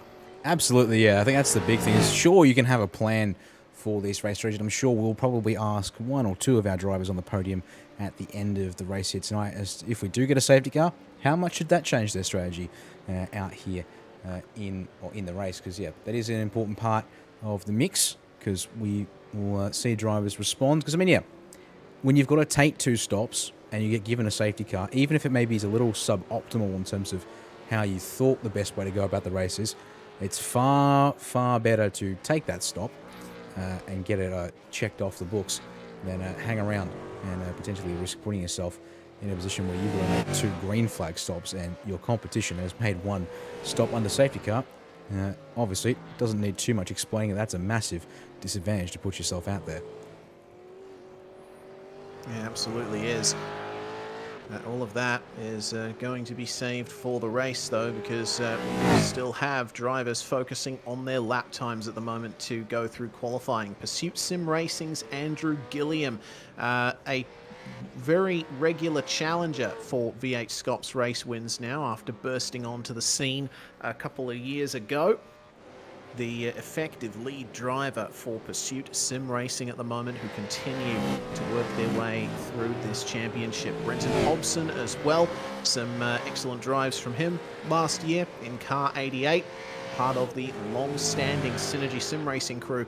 And Synergy have a lot to back themselves up here. They were the star squad last year in terms of a full team effort. Brady Myers for Trans-Tasman Racing was the series champion, but Synergy Sim Racing definitely had a very consistent and competitive season with the likes of Brenton Hobson, Wayne Burke, and James Scott leading the charge for that team. Yeah, that is a good observation to make. It'll be curious to see how things go here once again, because of course, but actually no, it's not a course, so that's a bit of a misnomer to make. Once again, I should say, Synergy Sim Racing have brought quite the stack of cars for this V8SCOPS season once again. I had to divvy them up into 8 teams of 2. So that gives you an idea of just how strong their representation is, and got ourselves some back and forth here. Although in saying that, it was Tom Frears leapt up to P2 just then And speaking of one of the other Synergy sim racing machines there in the 707 Mustang, slipping in just ahead of young Rehan Leonage, who I think in saying last year, Reese, he burst onto the V8 SCOPS scene in the second half of the year with some incredible solo performances. I think Endurance Cup also was fairly strong, but not quite where I think he would have liked, I think. But I get the feeling he's here from the get-go for 2023. Watch out for the number 79 to be a regular contender up towards the top of the timesheets and the checkered flag when it comes to those race results as well. Yeah, fresh livery for the Phoenix Racing team as well. Very striking white and red livery machine with the Melbourne Hydrographics Depot signage all over that thing now. And yeah, Rehan, I still, my mind still boggles at the sheer amount of raw speed this kid has. He's only 12 or thereabouts, and he is driving like he's been in this game for years. It's fantastic to see. He drives karts in real life, I believe, and his father, Laz, over his shoulder a lot of the time, handling his race engineering and strategy information too. Proper father-son team there in that number 79. Let's see what Rehan can do, because his pace is right on it. He's only 4/10 off Andrew Gilliam's fastest time in practice, and I can't wait to see what we see out of him in qualifying. Yeah, that will be a big thing to watch. And you can see currently on the timing charts, actually, I'll flick over to this one here. You can see he's got a 1:35.8 to his name in the session, which, a couple of minutes ago, that was good enough for P2. But Andrew Gilliam, and there we go, Corey Shepherd, the driver that we saw get some success last year.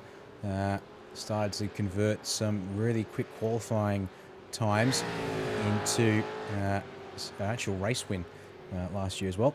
He's moved up to a 35.6 here in the warm-up session. Of course, it's this lovely little game of how much are you willing to put down on the board when it comes to showing your pace.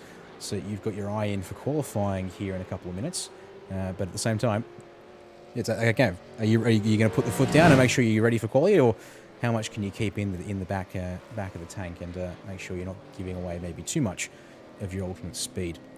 Then again, there's also pre-qualifying, and depending on how you've gone about going through pre-quali, that too also might influence, I guess, the way you approach this practice session here as you build up into quali in a couple of minutes. Yeah, for quite some time now, starting I believe last year, drivers only allowed 4 timed laps in pre-qualifying to sort of get around the strategy, if you can call it that drivers had, where they would just run unlimited laps in pre-qualifying to absolutely nail their time. The pressure turned up with only a limited number of laps you can actually set in the pre-qualifying sessions. We focus once again on Tom Freer, part of the Synergy crew, and he's another one of those drivers. Briefly mentioned him before, Dan, but he's always been there or thereabouts in the top 10, especially in the last year or two. So let's see what he can do in this Synergy Mustang. You can see once again just how hard these drivers push through that final chicane, those big white anti-cut curbs. They can be your friend, but they can also be one of your worst enemies. Oh yeah, you bet. I'm sure we'll be seeing a lot of that from drivers in terms of really pushing limits. Let's check in with a few more drivers here before practice ticks over. We've got Rehan Leonage's teammate over at Phoenix Racing Team, Dylan Pereira, in the number 61 for this year here.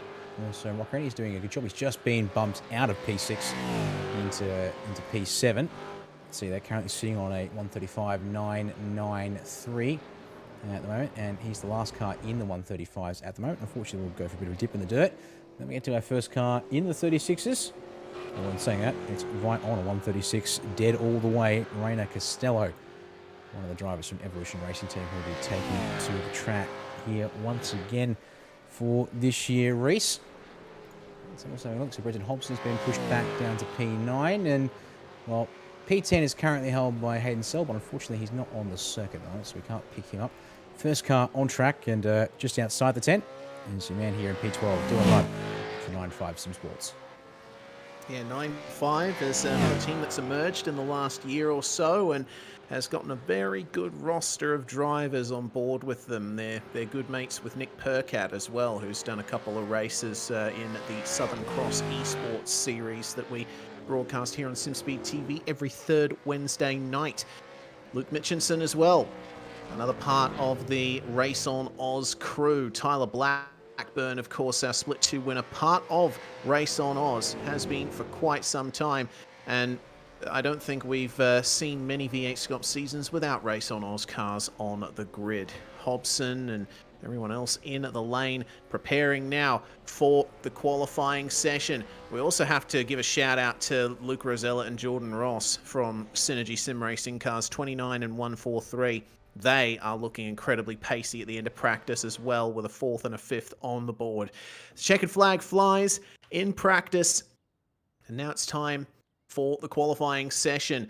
Positions 21 to 40 in pre-qualifying, plus the Split 2 winner will be out on track first, just waiting for the call from race control. There's the green flag, and drivers will make their way out of the pit. Now, leading the charge onto the racetrack is going to be Ewan Baker in the Scott KSR Mustang, making his way out of turn 2 right now. He's followed by Cameron Veacock and Logan Barnett, with Cameron Jones, Ben Morris, Scott Gamble and Thomas Hins also forming the train behind them. Now, this split qualifying that was brought into V8SCOPS a couple of seasons ago, I really like this format, Dan, because there were plenty of occasions in years past when, you know, we'd have all cars out on track at the same time in qualifying, and it did get quite cramped. A lot of drivers were losing out on getting their maximum lap times in due to being balked by cars on out laps and in laps while they were trying to go fast. But with half as many cars on the track at a time, they can have a bit more space, but there's still quite a bit of jostling to be done on the out lap, isn't there? Oh, there sure is. The game of positioning yourself out here and figuring out where you want to be in terms of where your teammates, where are your friends, if you don't have any teammates out there with you here tonight, and where would you like to be when it comes to setting up for your qualifying run here to get things underway. I'm just going to flick through and watch here the order of the drivers more or less, because for the most part I don't expect this is going to shift or shuffle around too much from here. And then that's about it with, there you go, Benjamin Smith, the last car out on a qualifying lap. So we'll cycle back up to Ewan Baker. He's the first man who's going to go on a lap. Let's jump on board with number 34 KSR Racing Machine as he goes for his first flyer here in qualifying. Yep, slightly wide of the apex of turn 2, but he brings it back in for a nice straight exit. And then you come to the chicane section of the lap. These are the fabled twisties. Got to try and work your way across these curves smoothly and avoid that wall on the right-hand side of the exit. This sweeper, you've got to lift in an Australian touring car, and you've got to get right on the brakes here for turns 6 and 7. Straight exit, very smooth exit is vital in that part of the circuit, because you've got this back stretch here that is, you get quite a bit of speed on, just touching about 240 k's an hour on the way into the braking zone for this final chicane on the back end of the circuit. Still got one more chicane to go, but not before you negotiate the Lapangla hairpin. Get on the brakes as late as you can, keep the car nice and straight, and then wind on the lock. Just cross your hands over each other and smooth out on the exit. Beautiful stuff, just touching the curb to try and straighten the line out, and then you get a moment to rest before you come to the final chicane and the fabled Wall of Champions. Let's see how hard Ewan Baker decides to push here. Very nicely done on the way into this chicane, and rides the curbs beautifully, does that Mustang. And out onto the start-finish stretch. Let's see what our first time of the session is like. 1 minute 36.76. Excellent stuff. Yep, I think all in all, that's, well, not quite obviously peak pace that we saw in practice. It's a good banker to get things underway here as the drivers then work their way across the line, although it has been quickly eclipsed, and in fact to the tune of a second faster. The man who's currently sitting in provisional P number 1 is Cameron Jones here, one of the Century Motorsports entries here, and in fact the only driver in under the 1 minute 36.0 bracket. In fact, only driver under a 1:36.1 at this point in the session. So he's got himself a nice little buffer here to work with on the first flying laps from everyone, as you see the times trickling in towards the back of the group. And I mean, if I'm Cameron Jones, I'm feeling quite happy with that lap there on this opening run. Yeah, absolutely. It's a good 7/10 quicker than he went in practice. So Cameron Jones definitely has a good qualifying car under him in that 019 Century Motorsports machine. He is going to be getting a little bit of a slipstream from the Synergy car ahead of Cameron Veacock in car 87. Meanwhile, Benjamin Smith, 1:36.0 on his first lap there in the 91. He is going to be well chuffed with that.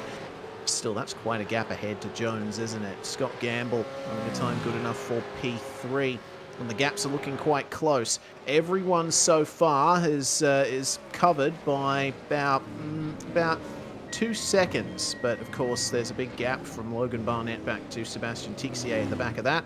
First runs are over for our first qualifying group. They will have another opportunity to come out.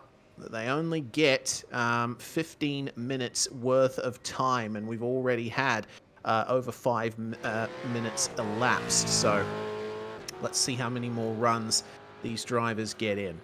Well, yeah, based on those numbers, it's just been over, we're coming up to 6 minutes in the session. They've got this first run complete. Odds on being, therefore, they'll get themselves a chance to do 3 flying laps here in the 15-minute session, as one of the drivers is staying out here and going off sequence. It's actually one of Benjamin Smith's teammates here at Race On Oz. It's Justin Wallace in the number 13 machine is going to go around, and that's because he doesn't have a lap to his name yet, and that's going to be interesting here. Let's ride on board, and this is not where you want to be when you're trying to get a lap done with everyone out in fresh tyres and they're trying to do setup laps. Yeah, that's the danger here, especially at a track that's so tight in this section. Justin Wallace having to negotiate cars slowing down for him all the way through, and that will bring a little bit of distraction into the equation here for the number 13. It's unfortunate that he's come out at the time he has, because that's unfortunately not been timed too well. He's back on the headlight flash because he notices these drivers up ahead of him, Mulford, Veacock and Barnett, all on a line here, and it looks like Mulford has slowed down just in time, but no, it looks like a slowdown there for Wallace, isn't it? Unfortunately it is. That will invalidate the attempt for the number 13. So that will put paid to that attempt. So let's see here. We've also got one driver on Zoom with us here at the moment for split one. So I'm going to switch on over to that one there and let the golf shirts out, as it were, as we bring up one Sebastian Flock in the 84. He's going to get a lap started here, so let me find his name in the lists. There it is.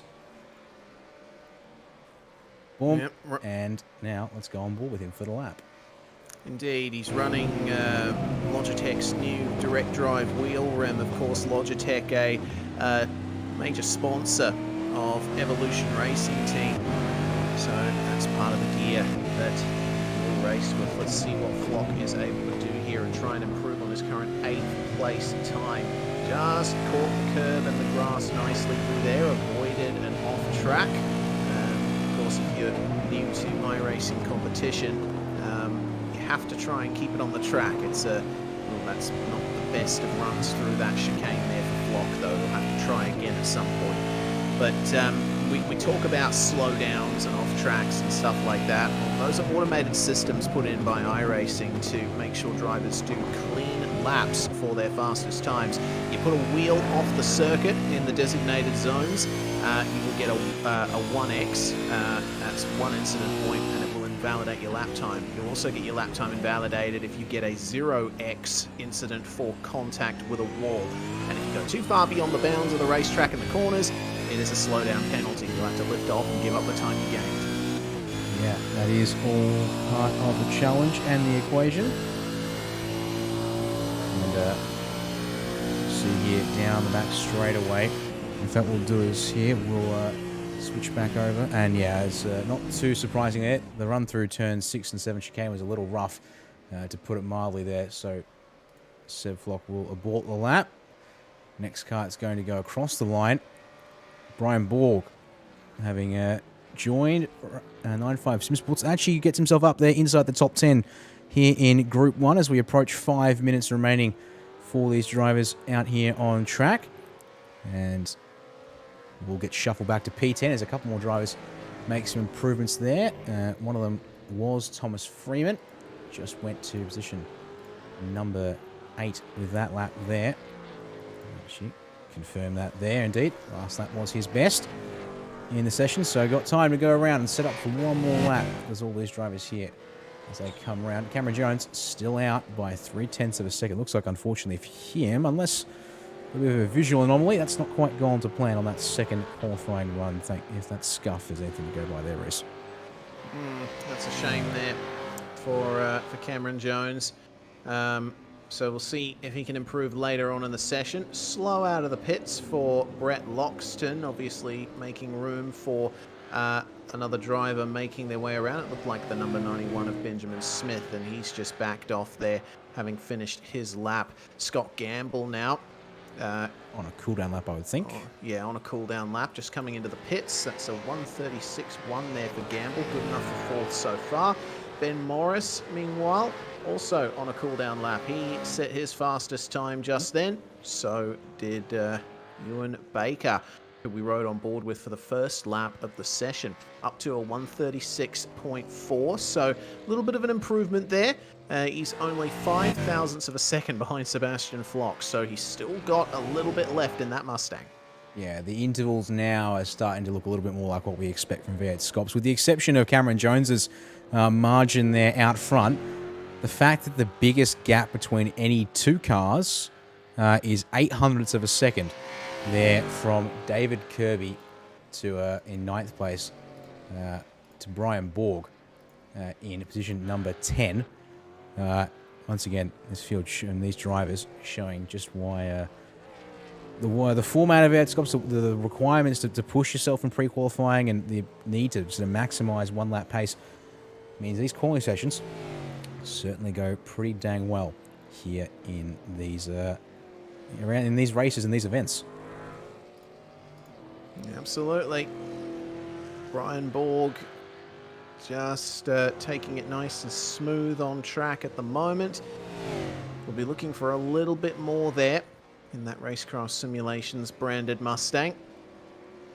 Borgie is a driver who we've seen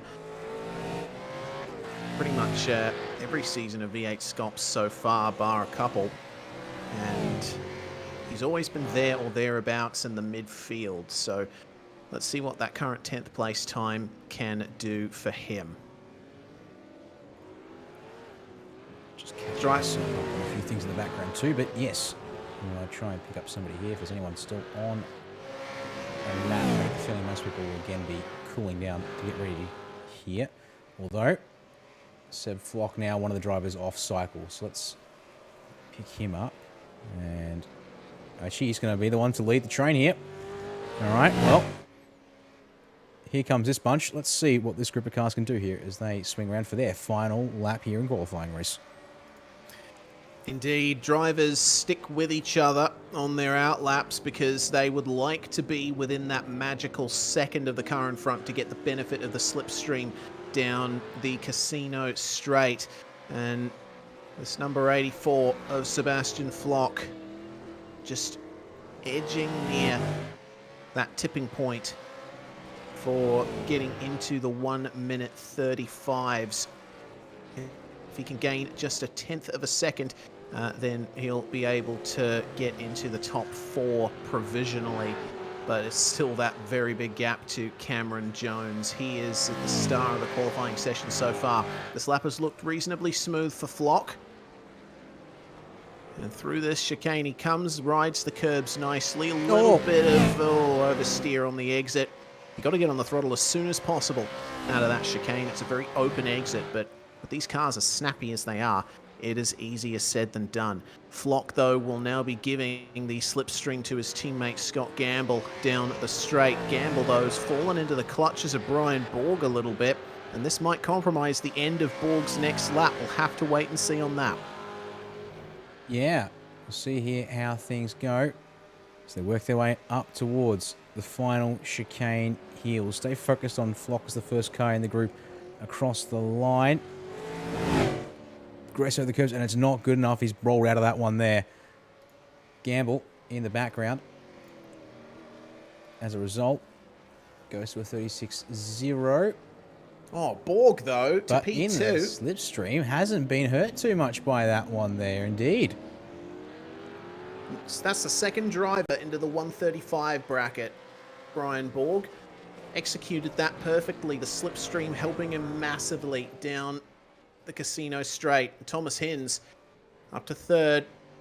Look how close he is to being. Oh, he's right on the cutoff, isn't he?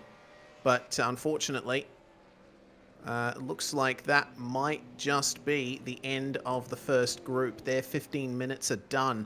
Anyone currently on a lap is able to finish it now that we're past the 20 minutes to go mark. But then there'll be a 5-minute break and we'll see Group 1 out very shortly. Yeah, let's see if we can pick up some drivers currently on a lap. Brett Loxton, P6, currently on the charts. Pushing, and he's going to stay out here, finish this one. Big curb hops there for the 209, but that's what he needs. And he'll shorten the run as we come across. 36.158. Not quick enough. Half a tenth. Unfortunately, that will leave him P6 in the qual session. A couple more drivers there streaking across the line. I think that's one of the Race on Oz cars. It is indeed Benjamin Smith. He will stay fourth in the session.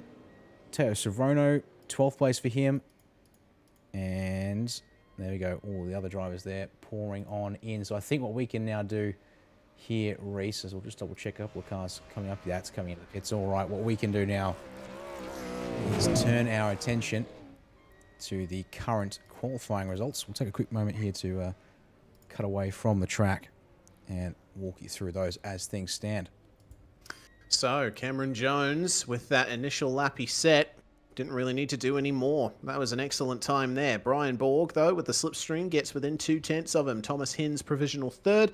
Smith, Gamble, Loxton, Morris, Freeman, Flock, and Veacock will round out your top 10 so far.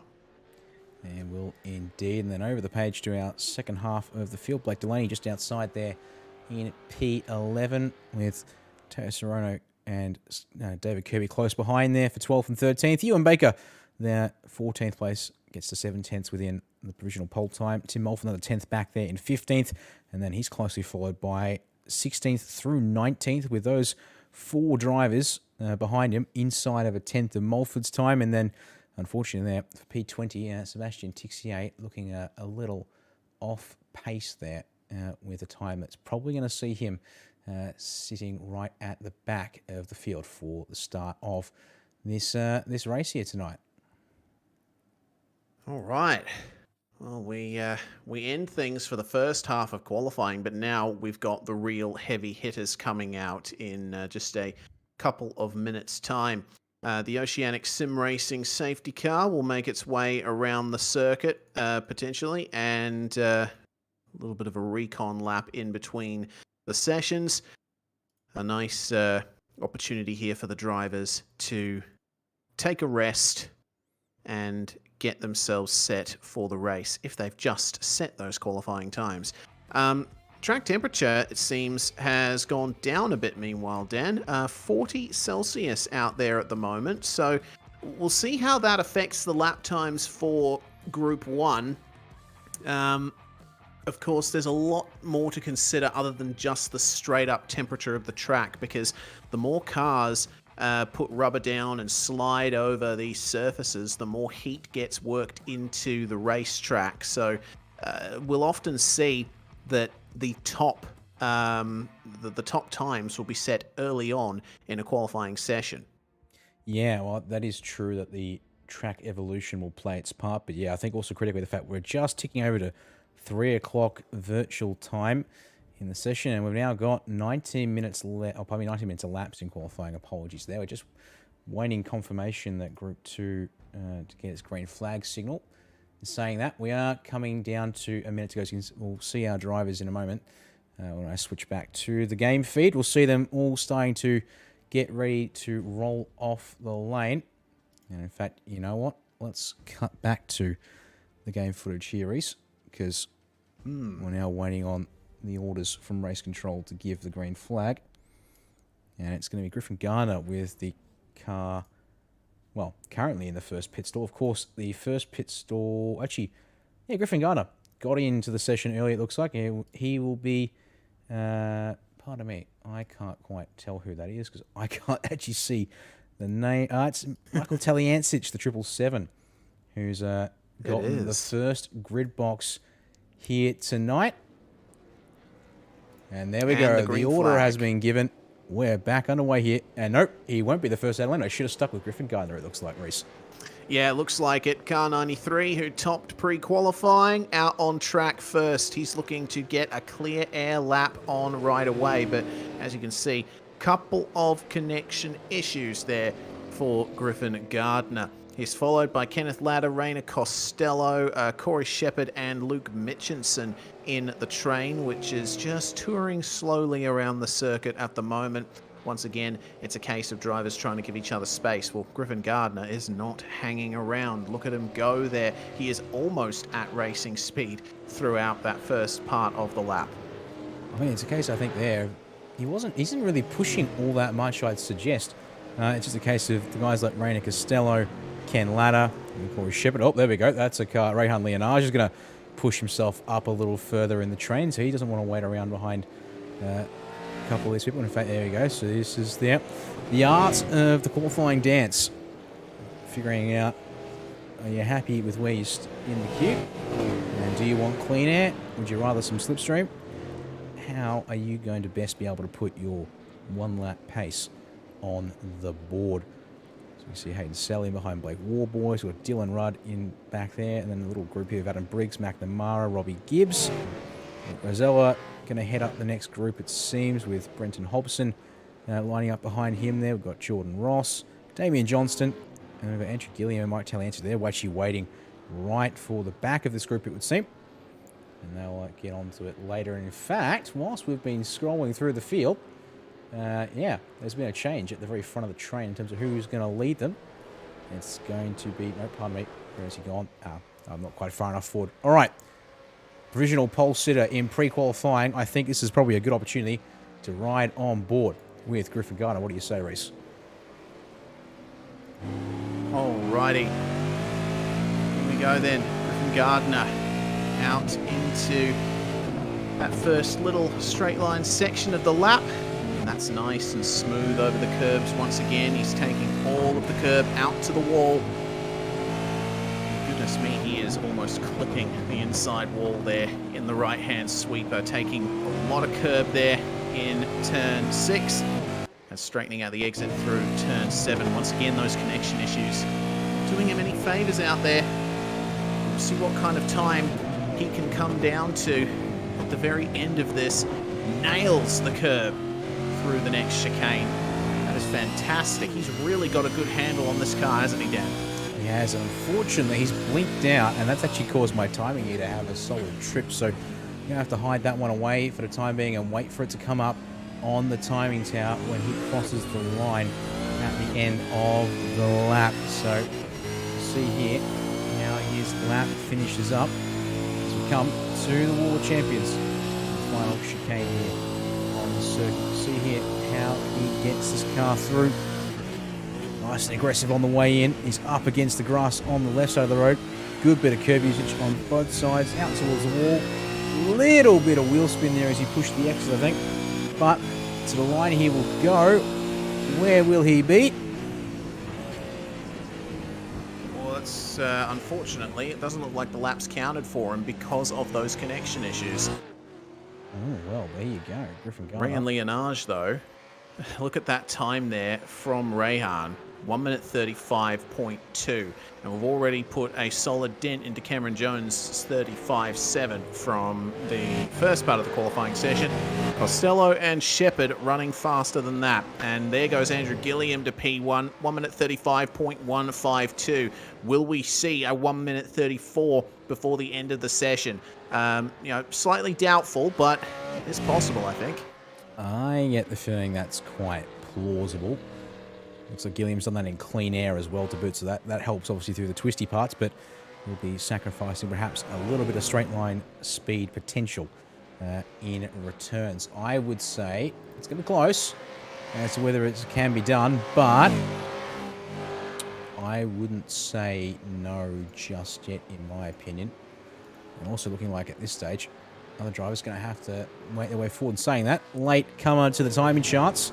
But Tom Freer going to put himself provisional P3 here, Reese, with a 135.444 in his first flying lap run, all out on his lonesome there. That's pretty good there from Tom Freer. Good potential to go even further in the session as more rubber builds onto the track.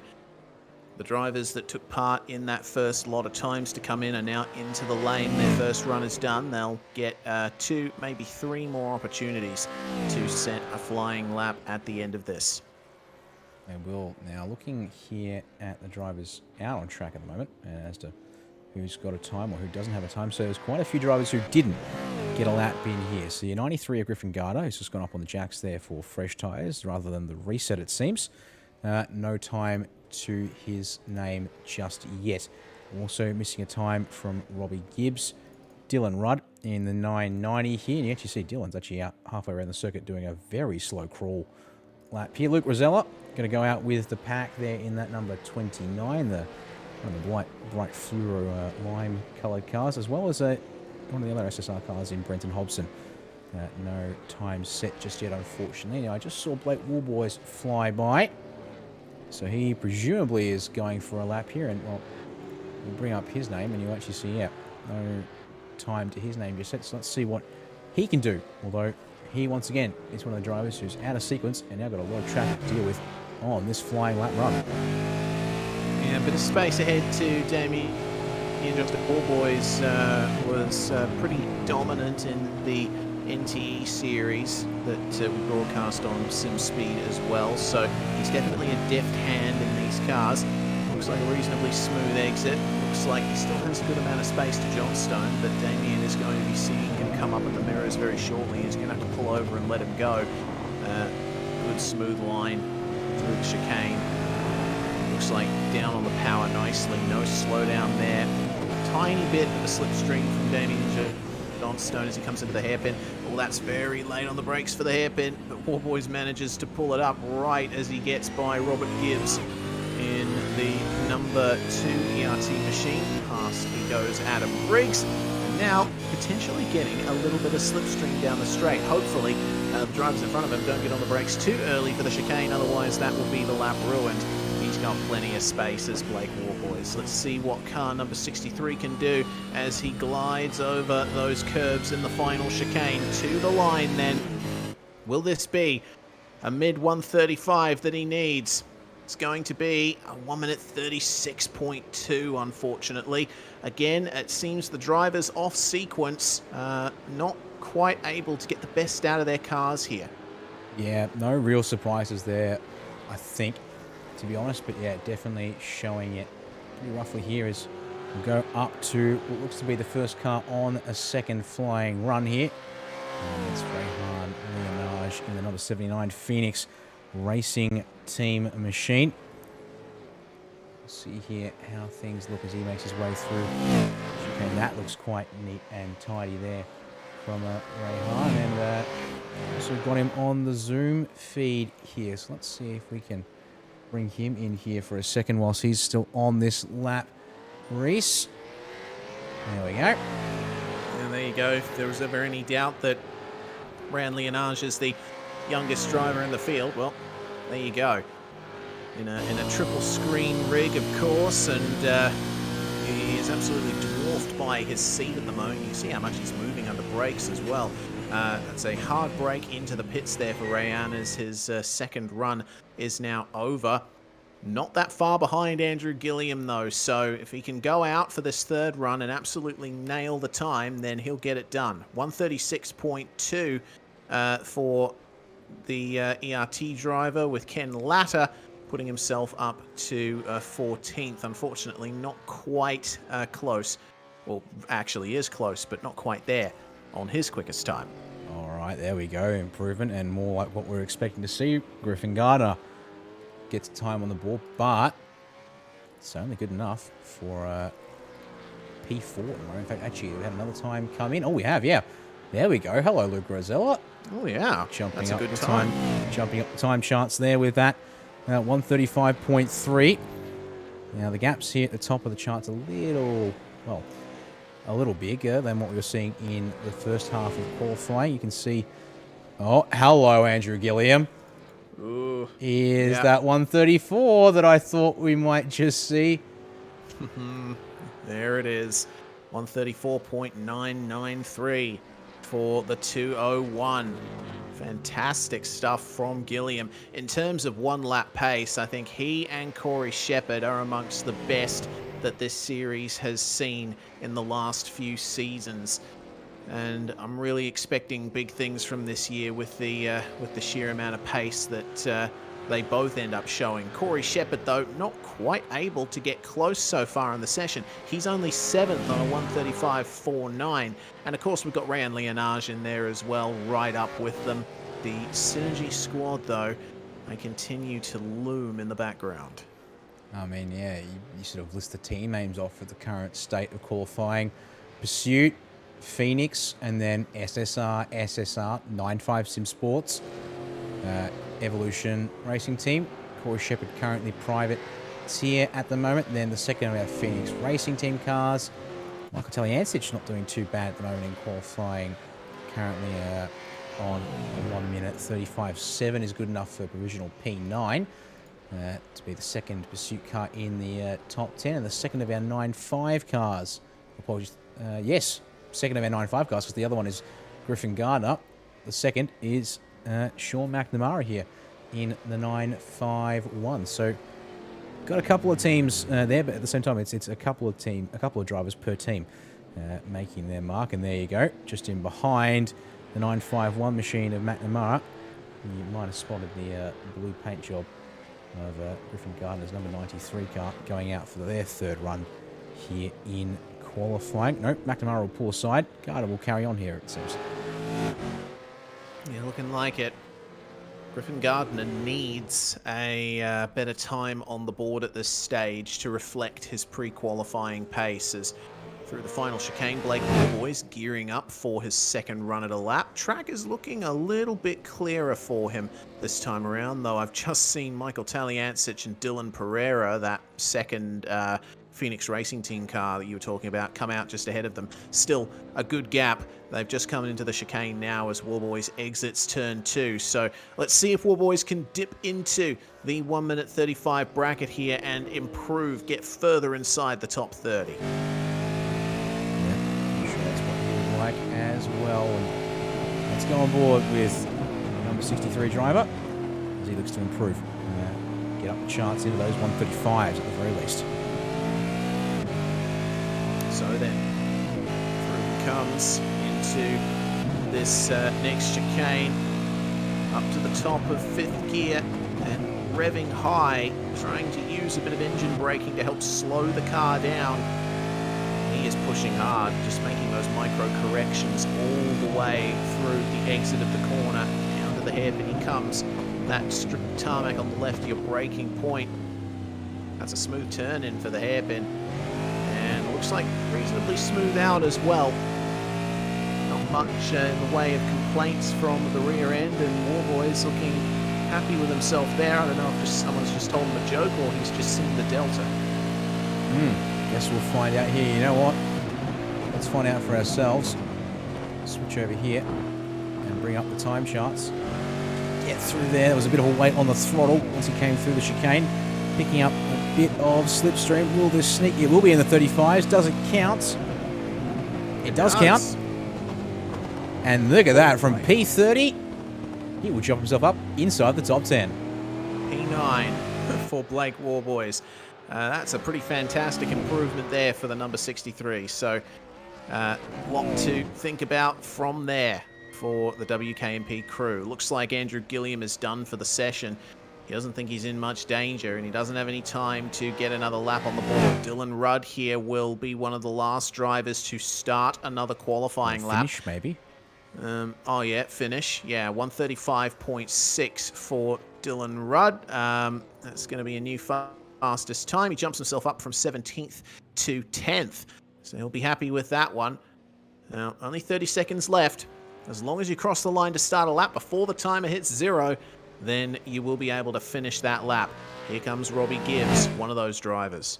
Yeah, and he's probably... that group of cars in behind will get across the line as well. So I think Sean McNamara in the 951 will be the last car we'll want to check in on when the time comes. As first up for this final batch is going to be Robbie Gibbs in the number 2 for Evolution Racing Team. We'll follow him around here as there goes the checkered flag indeed.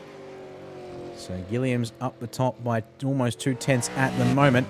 But let's watch this group here because we've got several cars in the mix.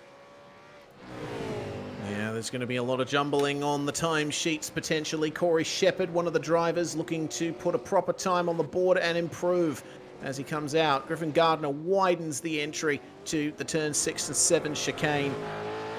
Just trying to get as much momentum as possible through these corners. Try and carry that onto the back stretch. And Sean McNamara as well looking to improve on 135.7 that he's set currently. A lot of slipstream available for many of these drivers. Kenneth Latter, he's decided it's not worth continuing, brings it into the pits. Dylan Rudd now will come. Might be a lap for him there. So let's go back to that bunch. Yeah, indeed. Robbie Gibbs onto the final straight. And these will be the final moments that set the grid for round 1 of V8SCOPS 2023. Gibbs on the brakes nicely for the chicane. Lots of curb usage there. Take as much out of the inside of the corner as you possibly can. Let's see what that number 2 can do to improve. It's going to be a 136.1 there for Robbie Gibbs. And that is a new quickest time for our number 2 driver. 16th place he remains. And it's looking like not many drivers... else in that group bailed on in, pretty much. Yeah. So here Dylan Pereira did a 35.8, so I do believe that's going to do us for the session. Mike Taliancic, the last car there. Actually, there you go. Did a PB on the last lap. So that will be him done as well, Reese. And I think that means we can now transition into starting to look at the grid here for your opening round of V8SCOPS in 2023. Absolutely. Well, Andrew Gilliam with a fantastic lap. Only driver to get into the 1 minute 34 second bracket all night. He's going to get pole position, and he starts alongside young Rehan Leonage, who starts off his 2023 season in style with a front row in the number 79 Phoenix Racing Team entry. Luke Rosella is going to start in 3rd place alongside Tom Freer. That's an all synergy second row, with Griffin Gardner, the driver who topped pre-qualifying, not able to get a time that he was happy with there. He'll have to settle for 5th alongside ERT's Raina Costello. Corey Shepherd and Jordan Ross will share row 4. Adam Briggs and Blake Warboys rounding out the top 10. Really awesome to see Warboys get into the top 10 in the dying moments of the session. Dylan Rudd and Mike Taliancic are 11th and 12th. That they are 13th and 14th. Going to be Dylan Pereira and Sean McNamara there for Phoenix Racing Team in 9.5. SimSports Cameron Jones for Century Motorsports. So that Group 1 time, a 35.728, holds him steady in 15th place to get this race underway tonight. He'll be sharing run number 8 with Robbie Gibbs in that number 2 for ERT. Brenton Hobson going to start the 88 machine out of 17th place. He's sharing that 9th row of the grid with Hayden Sell in the number 82 there for 9.5 SimSports. Brian Borg and Luke Mitchell going to round out your top 20 there for 9.5 and Race on Oz. Damien Johnson, Ken Latta out of the 11th row with Thomas Hins and Benjamin Smith to round out your top 24 here, Reese, on the grid. Indeed. Scott Gamble's going to line up alongside Brett Loxton on the 13th row with Ben Morris and Thomas Freeman on row 14. Top 30 are rounded out by Sebastian Flock and Cameron Veacock. It's just outside the top 30. We have Blake Delaney starting alongside Teo Sorono with David Kirby and Ewan Baker on the 17th row. Tim Mulford and Troy Maguire. Your top 36 cars were rounded out by Justin Wallace. Tyler Blackburn, split 2 winner, starts in 38th place. We got Logan Barnett and Sebastian Tixier in there as well. All of them setting qualifying times. Simon Black and Michael Korolev all in there in race control, along with Nick Parker, who is the designated safety car driver for V8SCOPS. Now, manual safety cars are something that we have to consider. Is if you're new to OSR run events, no escape rule applies in qualifying and in the race. If you end up having a big crash and can't get back to the pits, you have to stop and request a tow from race control. You can't just escape back to the pits, otherwise you'll get penalized. And if the car is not in a safe place, out will come the manual safety car. It will indeed. Well, we're going to see this clock count down 30 seconds until we get the 2023 season for Split 1 underway here this year. And well, it's going to be a pretty good one. I dare suggest it's going to be an interesting fight here as to who's now can convert their qualifying pace into race pace here around the circuit Gilles Villeneuve. 250 kilometers, 58 laps of racing. The 10th season of V8SCOPS here on iRacing is about, well, got underway earlier tonight, but time for the main game to do their stuff. As the revs will rise here, Reese, let's get the action underway. Andrew Gilliam versus Rayan Leonage on the front row. The green flag flies and we're away. That's a perfect start from Andrew Gilliam. No one else can touch him, except maybe Rainer Costello, who already gets past Tom Freer. Leonage sets his way into second place with Luke Rosella in very close tow. Griffin Gardner forced a little bit wide there coming through the second corner. They're almost 3 wide on the exit of turn 2 back in the field. Sean McNamara, Adam Briggs and Cameron Jones there with Robert Gibbs forcing his way past. And oh dear, it's all gone off there. Unfortunately, that is Sean McNamara having to go slow, going off at the chicane. But the front of the field is looking pretty clean. Can't say the same for this lot though, Dan. Oh my word, yeah. McNamara into the rear right corner of Dylan Pereira, who's then having a meal of a time trying to gather up the Phoenix Racing Team car. This absolute pack of cars working their way down at a turn 8-9 chicane for the first time here tonight. You see here, Pereira is just trying to get this car back under control, rubbing panels with Scott Gamble there in the 543 Evolution Racing Team car. There's a car around, I think. Was that McNamara? Yeah, it's Sean McNamara, all right. Oh, what a horrible first lap for McNamara, and also Sebastian Vandel taking to the start despite not setting a qualifying time. That's a big shame for those drivers. There's also been a slowdown for Griffin Gardner out of the chicane. He has fallen back to 13th place and is having to defend from Cameron Jones as they come into the final chicane for the first time to start the race. Robert Gibbs with a poor exit ahead of Gardner. He might just get another position back out of this. He will. Robbie Gibbs lifts off to let our top pre-qualifying man go. But at the end of lap 1, this is how it stands. Andrew Gilliam by just 0.16 of a second. Rayan Leonage and Luke Rosella are giving him a heck of a race right now. Keeping him honest, which is what these guys will want to see. It's what we'd like to see as well, of course. Here with the opening part of this race, you've got Rainer Costello up 2 spots to get himself situated in P4. Tom Frears keeping a top 5 position on the road at the moment. Corey Shepard in behind, and you've got Blake Warboys up 3 spots along with Dylan Wright, who's directly in behind him as well as they work their way down to the turn 8-9 chicane once again here.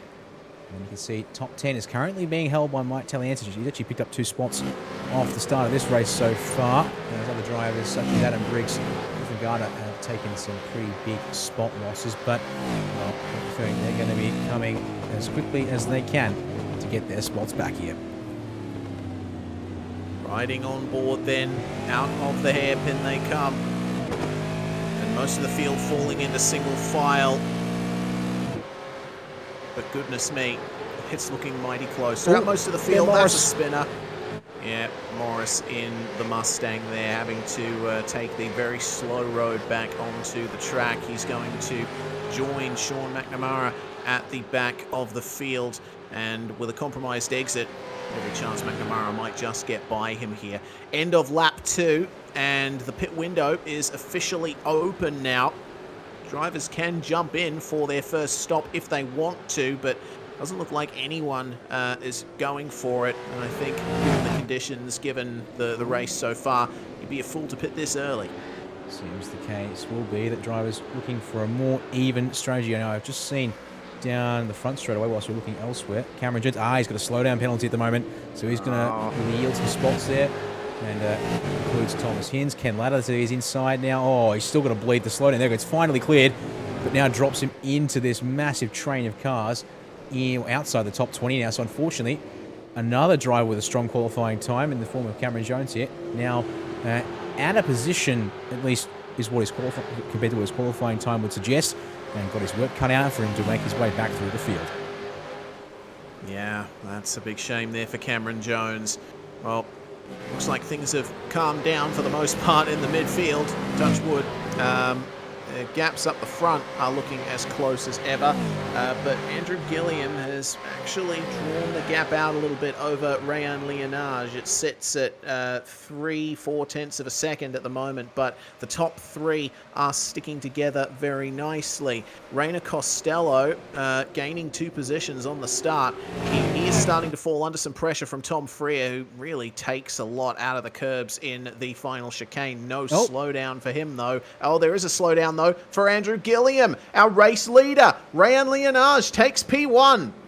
All right, well, there you go.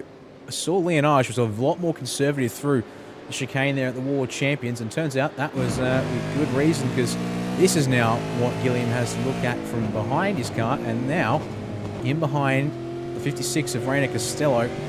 And it's only 2.2 seconds, but that's now time he has to spend working his way back through these guys here. But in saying that, let's go up to Luke Rosella real quick, because he is starting to really apply some pressure to the back of the 79 Phoenix Racing Team machine ahead of him. So wait here on lap number 4 of 58.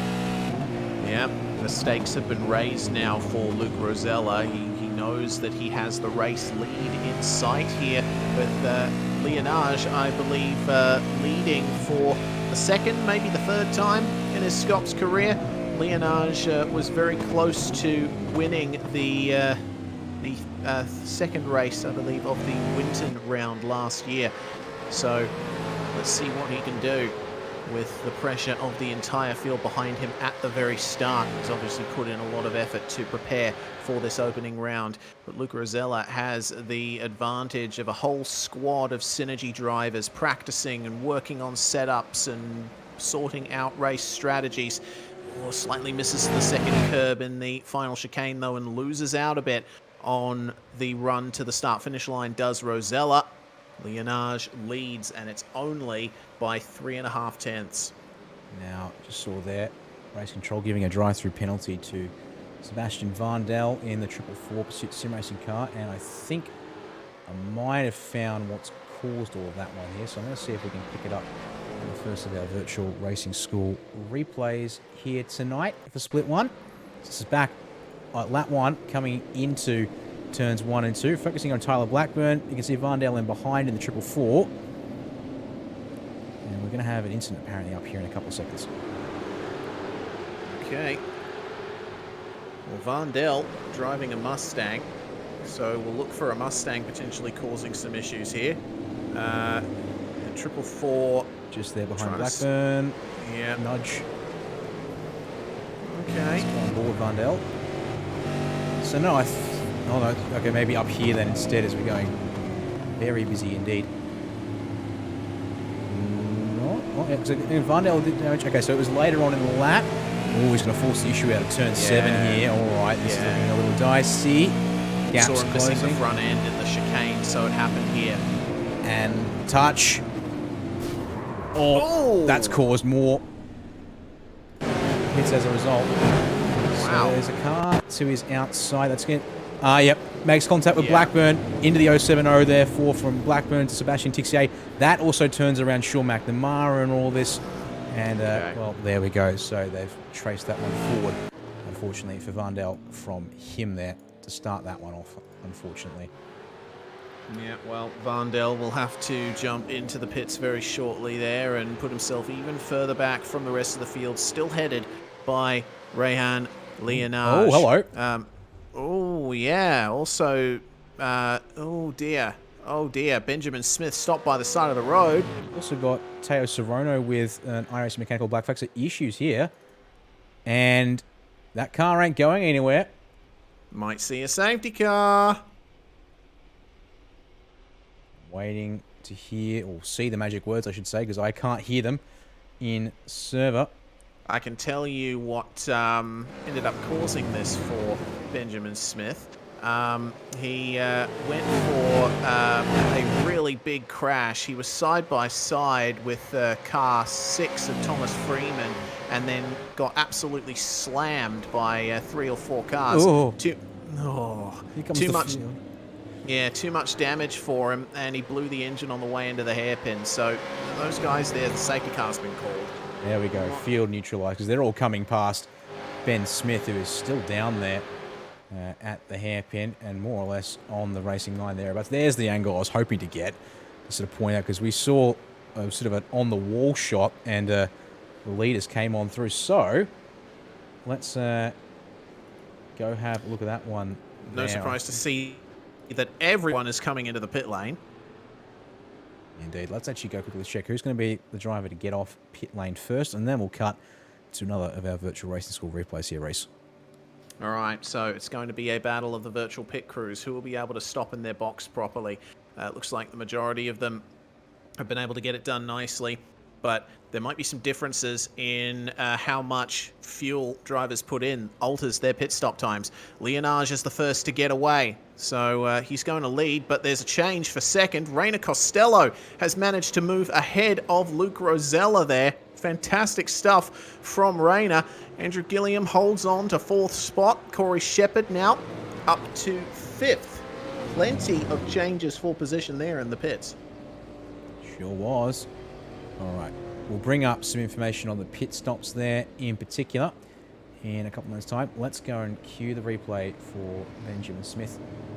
Unfortunately for him. Next virtual racing school replay here. Yeah, as you said, already got the damage. In fact, it started out of turn 2. And boom. All right, let's cue back some more then. And pick this one up. And, oh! Yep, there he is, stopped. All right, so let's go back one more step. Oh, no. Oh, dear. Teo Serrano, innocent victim there. It happened even before that. Yeah. All right, here we go. Turn 2, as you said, the exit here. So we've got the number 6, that's Thomas Freeman on his left side. Scott Gamble ahead in the 543 Evolution Racing Team Machine. So, side by side, through we go. And, it looked like a bit of an air gap there, but at the same time, Freeman's not got much room left to go coming through there. So it looks like the worst affected, thankfully, only Serrano and Smith, if we can call it that. Other drivers involved don't seem to have gotten too tripped up. And yeah, that would do it for the number 91 of Ben Smith. And you can see he is still parked up, waiting for his clearance to tow as the field has been collected by our new for 2023 Pagnian Imports Porsche 911 Cup car, or Cup safety car here for 2023. So it looks like we'll be under yellow for at least one more lap here tonight, Reese. Interesting. Well, also, don't know if that's maybe an accidental keybind from David Kirby, but he's dropped a sorry message in the chat. Every chance that it was a accidental keyboard hit. Yeah. I think we'll go with that unless... Because, yeah, everyone's going so slow right now. The timing software is just alight with, ooh, people might have crashed. Yeah, of course. Such as manual safety cars. So coming out of that pit cycle and taking into account the first few laps of that race, drivers just coming around to start lap 8. So in the first 7 laps, Reina Costello up 4 places, Andrew Gilliam down 3. Most positions gained so far looks like 10 each for Justin Wallace and Logan Barnett. Most positions lost. Sean McNamara down 23 spots after his incident on lap 1. So lots of work for him to do. Lots of work also to do for Dylan Pereira, who is down 10 spots in 23rd place. He'll be hoping to try and join his teammate Rayan Leonage up the top. Yeah, Pereira all the way back on lap 1. Bit of contact with McNamara, and I think that just, from there is really unsettled the situation for him. Now, just having a quick look here at the stationary times in everyone's pit boxes. You can sort of see here that everyone, I think, just taking the fuel they can to cover the tyre change. No one really going outside of that until you get down to Michael Taliancic in 13th place. Well, now in 13th place. Was up as high as P10. You can see here, compared to everyone else around him on the timing tower at that 11.5, 12 second marker, Mr. T's opted to go for 16, nearly 17 seconds of fuel in this first service. So obviously he'll be hoping that pays itself back at some point later on in the race. But going to have to make some hay while the sun shines here to get back to the highs of where he's been so far in this one. Yeah, looks like he might have committed himself to a long second stint and maybe, pulling in the last half of the race to get that extra stop out of the way, top up the tank towards the very end. Remember, the critical lap, earliest you can pit to make it home, is lap 29. We are nowhere close to that at the moment. Indeed, actually, I'm just double checking on some stuff. Ah, this explains why Michael Taliancic's pit stop was slow. It's one of the new penalties that have been introduced for 2023. I'm going to bring it up here on the screen for us here.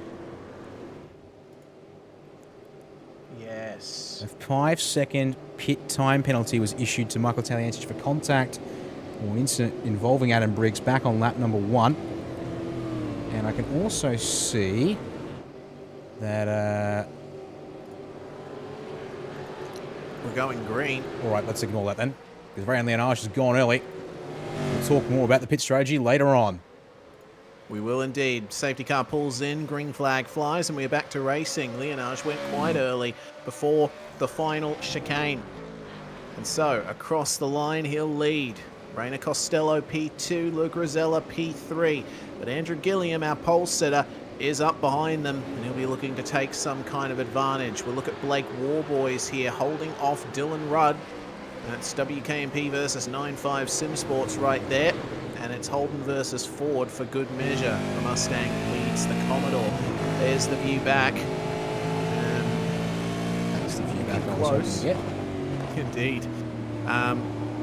It's looking aggressive here is Dylan Rudd. He's going to try and get this done, but a little bit of a wiggle it looked like through that turn as I see a slowdown in the background for Griffin Gardner. Oh, the man who topped pre-qualifying, that's his second slowdown of the race, and both of them have come on the first lap of a green flag run, so he gives up a few more places. He's back down to 14th now. Oh, it's just going from bad to worse, it would seem, on these bunched up Rosella on Costello. Reina Costello's been spun at the hairpin. There he is on the outside. Oh no. Well, I think race control might be jumping onto that one. Rosella attempted a move at the hairpin, but he was just too late on the brakes and went into the side of Costello as he turned in. There was a reasonable-ish amount of overlap, but it was only after Costello had turned in. So let's see what that decision turns out to be. Let's quickly pick that one up here on a virtual racing screen. So let's go on board there. make sure we grab us and see indeed, yeah, Rosella looking to hustle here on the back of Stello in the 56. And looking to run down towards the Pingle. Turn 10, yeah, he comes out. But it's in deep, that's in deep, and there goes the spin. Yeah, shame there for Reina Costello. Nothing he could do about that other than open the steering a little bit. So now he's fallen all the way back. And car number 56 has much work to do. That's the worst time for anyone to have an incident, is when the field's so close together. Problems for Cameron Veacock, I'm noticing. Veacock has completely lost his rear end, and that's happened in the opening sector of the lap. And unfortunately, it looks like, no, it's not a self-spin. It's not. It's contact from the rear from Justin Wallace. It looks like Veacock was lifting off to let people go, but Justin Wallace kept the foot in it. So here we go. He's already very heavily damaged, as Veacock, but still racing for position, and while bringing it in here. And as they come into the chicane, or as they come out of it rather, you'll see that Wallace goes to move offline to let people go, but Wallace too close to do anything about it. And right here, in he goes. Boom, into the wall. Yeah, it's unfortunate there.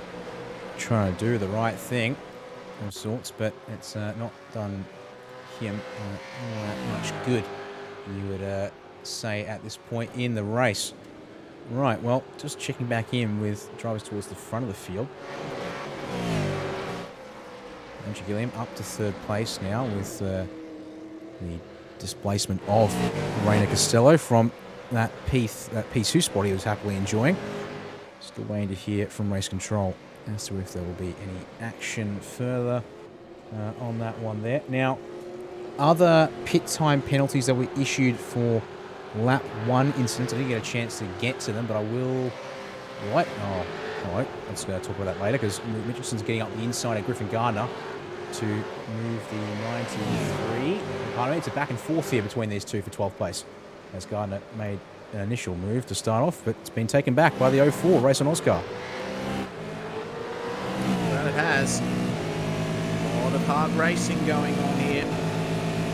With Griffin trying his best to make up places, but Mitchinson definitely with the advantage in that sector of the circuit, just behind Brenton Hobson, who only qualified 17th.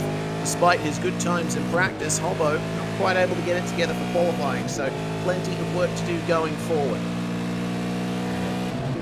Pack starting to build up here behind Mitchinson though, so get the feeling drivers here such as Gardner in particular will be wanting to make their way through. Go catch the group that's starting to just ease away in front of them here.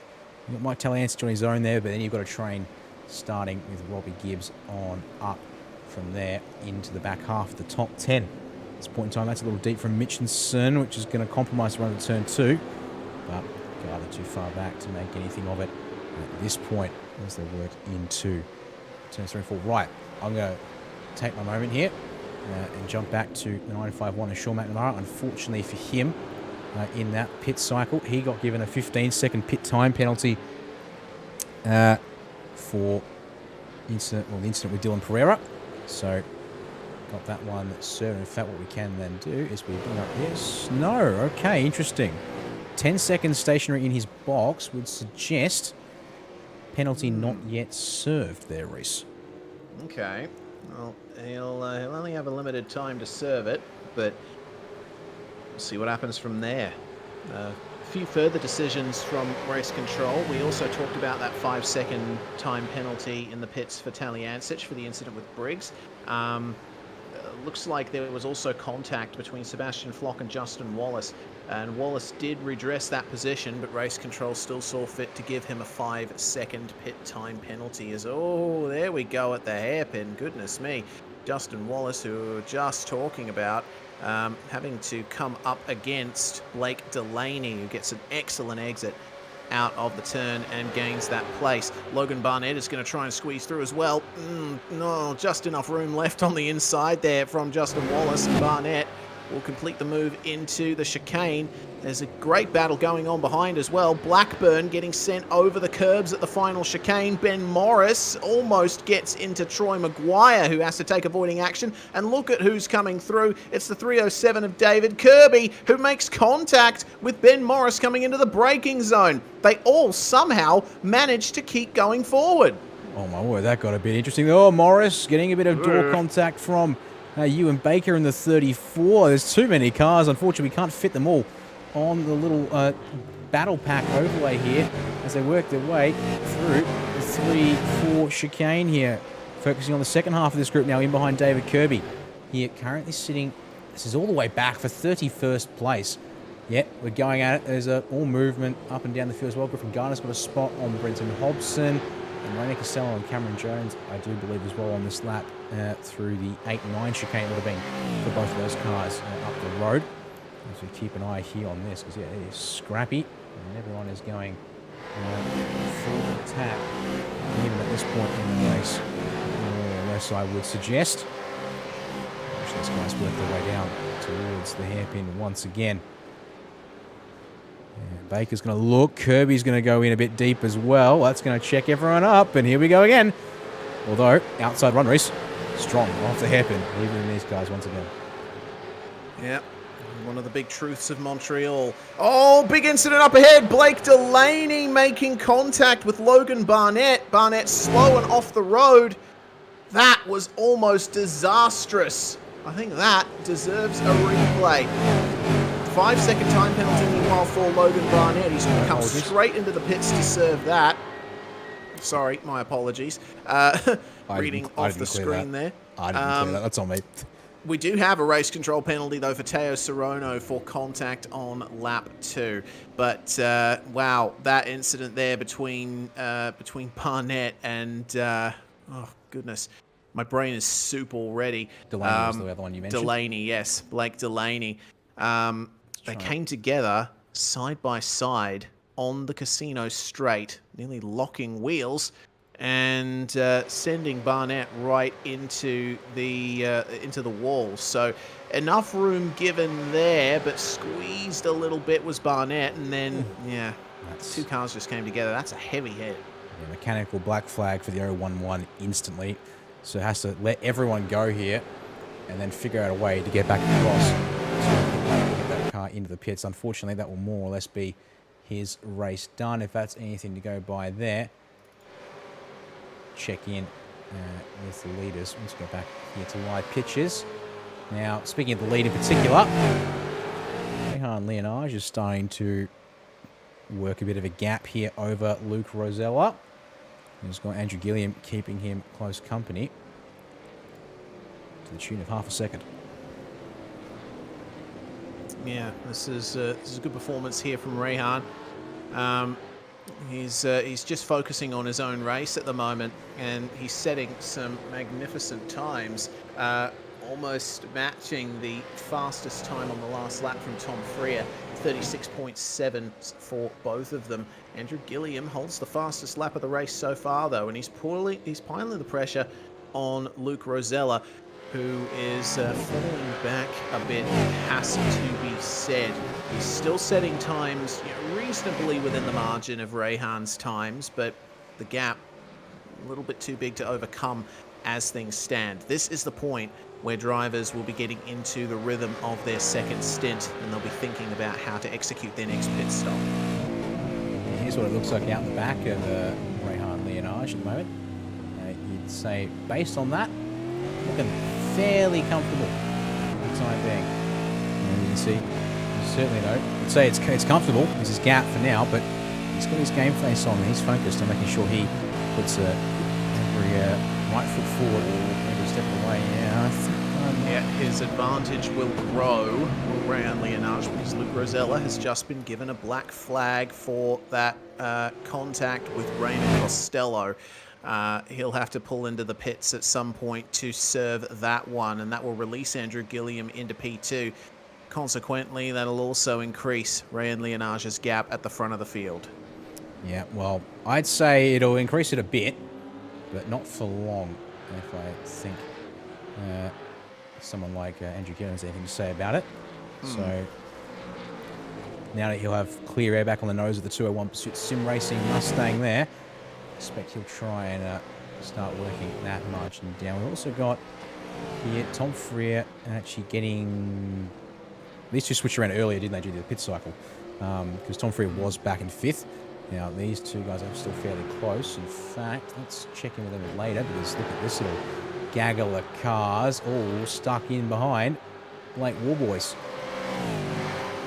Warboys turning out to be the proverbial cork in the bottle here. Pressure piled on by the 143 of Jordan Ross, and then Dylan Rudd leads a 3-car train, including Adam Briggs and Robert Gibbs, through to 10th spot. Remember the Warboys qualified in 10th, so he's a little bit out of position at the moment, but will be fighting tooth and nail to try and preserve this position. He's got a clear track ahead of him.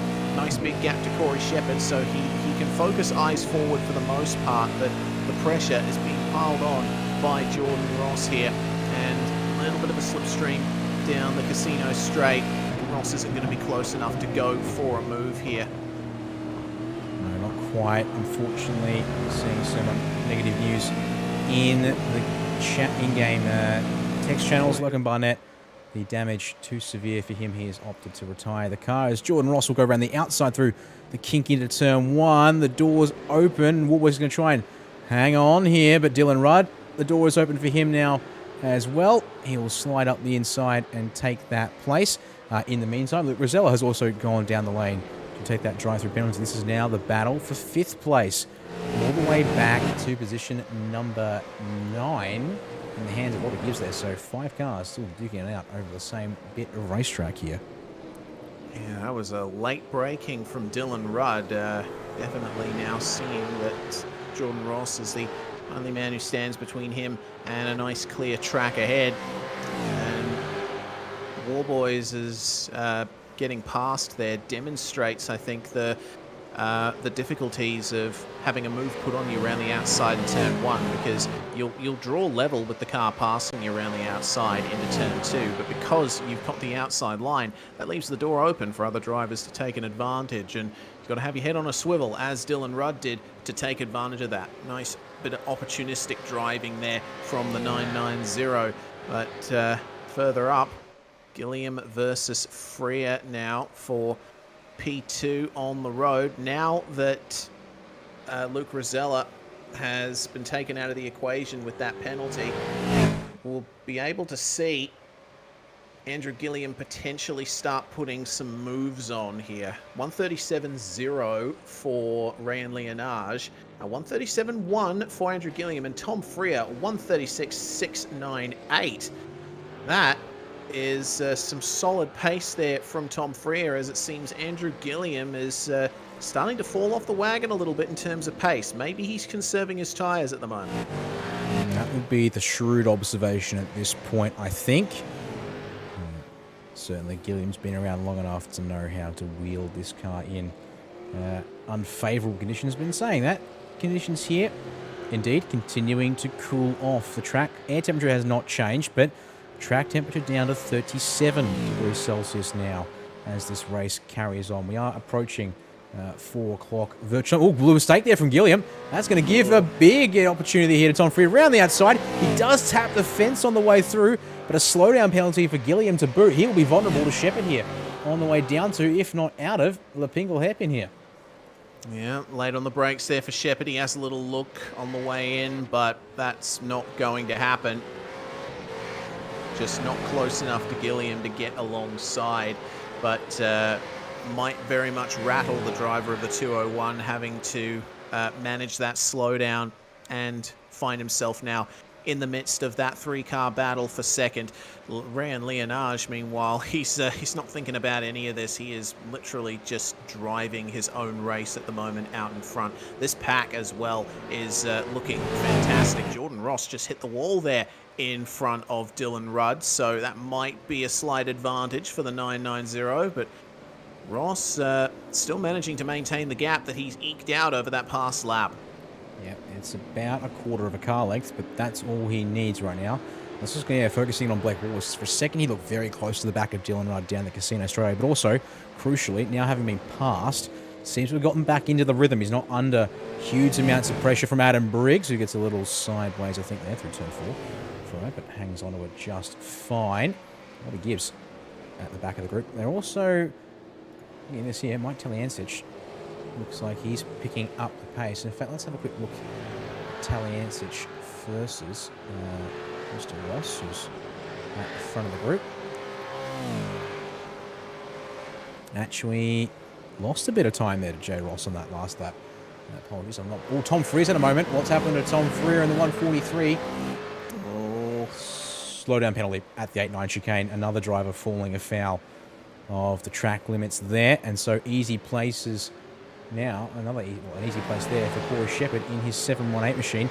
He's now lining up the rear of Andrew Gilliam. And yeah, that gap is growing to the race leader of Rehan Leonage. So either... Oh, look, I was going to say, I'm sure this is just Gilliam playing the long game, but maybe just a little rattled there to make a mistake like that. And just having to get back in the rhythm, and other drivers taking advantage in the meantime while it suits.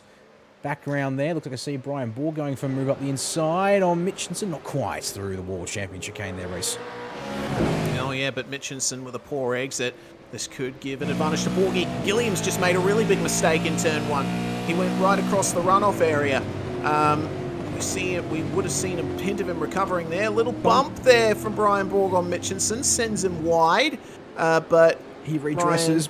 Yeah, immediately doing the right thing there was Brian Borg, but it has brought one of the Jinx Shifters cars there of Brett Loxton right into it. They just avoid making contact. But Andrew Gilliam is now back in with this group that we were just having a look at. He's fallen behind Jordan Ross now. And I can't help but think, these guys are just handing this race to Rayan Leonage at the moment, because every time there's been a car in second place in the last few laps, something's happened to them, be it a penalty or a mistake. Yeah, it's a really interesting set of circumstances here. It feels like, and yeah, that was a huge slowdown for Andrew Gilliam. He didn't get it served, I think, until he got out of the 6-7 chicane even. I was seeing a slowdown penalty for Griffin Gardner. Another one there for the 8-9 chicane there, the 93-95 Sim Sports car, who's trying to get on the back of Brenton Hobson, but he's not going to be able to do that if he's picking up slowdown penalties like that one that he just got there. On board here once again on the Zoom feed with Hobo88, who under that very name streams on Twitch. Will likely be broadcasting his perspective on this race over on his Twitch channel. Shout out to Hobo's chat if any of them are present here.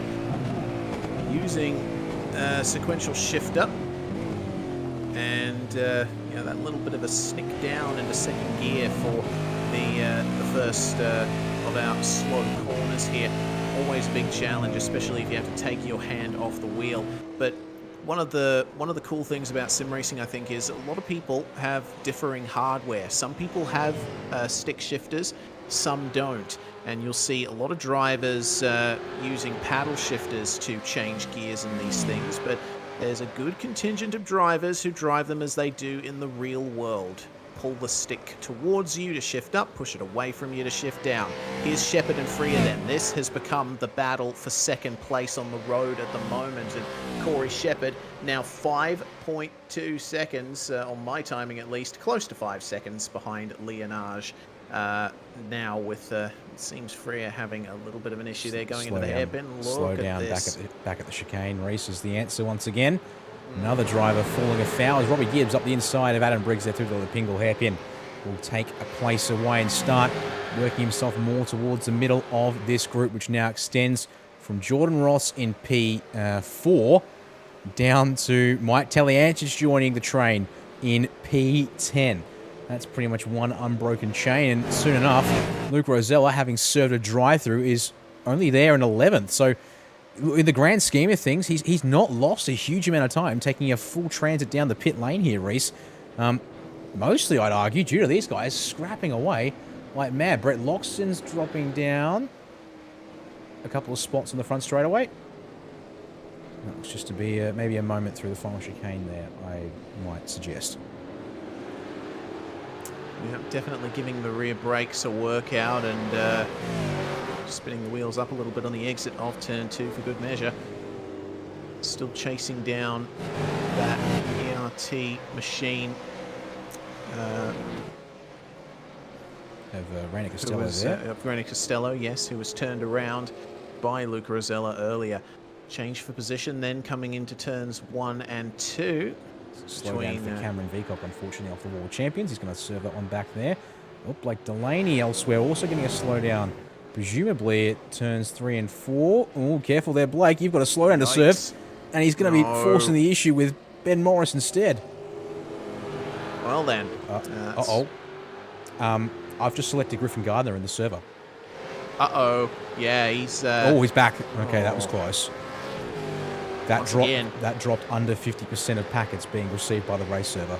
So that was very heavy. Oh, Brett Loxton is dropping a lot of spots all of a sudden. I see some telltale dust in the background. And apparently driving slowly and may have crashed. I think this one warrants maybe a quick check-in on the Virtual Racing School replay race to pick up what's happening with this bunch of cars back here. All the way down to Lapingle indeed. Let's see, so behind Costello. Gonna go to the inside and lock the brakes. Lock the brakes! Oh, that's the second time Reina Costello's been run into at the hairpin. He probably won't be happy with how his race has gone. Just avoided contact as well on the way out. Yeah, Hayden Sell there in the 82.95 SimSport car. Almost collecting into the side of him there. Damien Johnston was the very lucky one there in the one of the Sinji Sim Racing cars, the 033. Nearly getting collected by Loxton when he was on the anchors there. Missed him by, I think, the barest of margins, I would suggest. Adam Briggs slows. He picked up a slowdown penalty whilst we've been going with the replay. Pretty much any time someone falls down the order, I think we can assume it's a slowdown with a degree of certainty. This track is notorious for being very punishing with its slowdown penalties. That's brought him back in with his Synergy stable mates, and they'll continue as they were. But we're rapidly coming up to the critical lap now, Dan. I've just seen it up the top left. We're on lap 23 and about to start lap 24. So in the next 5 laps or so, we might start seeing some drivers peel into the pits and go long until the end. The question is, who and where you are on the field will determine that. It will indeed. So just sort of having a look here at the front of this battle group starts with Andrew Gilliam and Jordan Ross, Dylan Rudd, Blake War Boys. They are starting to fan out now, and this is the case. Yeah, repeated slowdowns for multiple drivers amongst this bunch. Really struggling to get themselves settled into a racing rhythm, or getting into a racing rhythm, but then just getting a tiny bit out of step, and that tiny bit is all it takes to be put out of action, and having to get yourself or sending yourself back down the order, as it were. And just looking back here, Luke Rosella's been making some progress whilst we've been checking out other things. He's now on the back of the top 10, having, well, he was down actually, let's see, he was down as low as a 12th, okay, right, so yeah, yes, it's Montreal, yes, it's a drive-through penalty, which means you get a bit of benefit on the way in and the way out to boot, but even so, oh, Griffin Gardner a little loose in the rear of shot there. Gardner has not been having a very smoothly run night, has he? A couple of slowdowns to deal with, some mistakes here and there, and internet issues to boot. He'll just be crossing his fingers on the straights and hoping that that doesn't keep happening. Yeah, that would be nice. There's been a change of position in this battle group here. Robbie Gibbs up the inside of Blake War Boys. That now moves the number 2 ERT machine to 7th. And now it really is starting to fracture this group. So it basically starts with, and oh no, Gardner's dropped again. Oh, he should be in behind the 88 of Hobson. And now just watching and waiting to see if we see the bad news. Yep, hasn't come back just yet.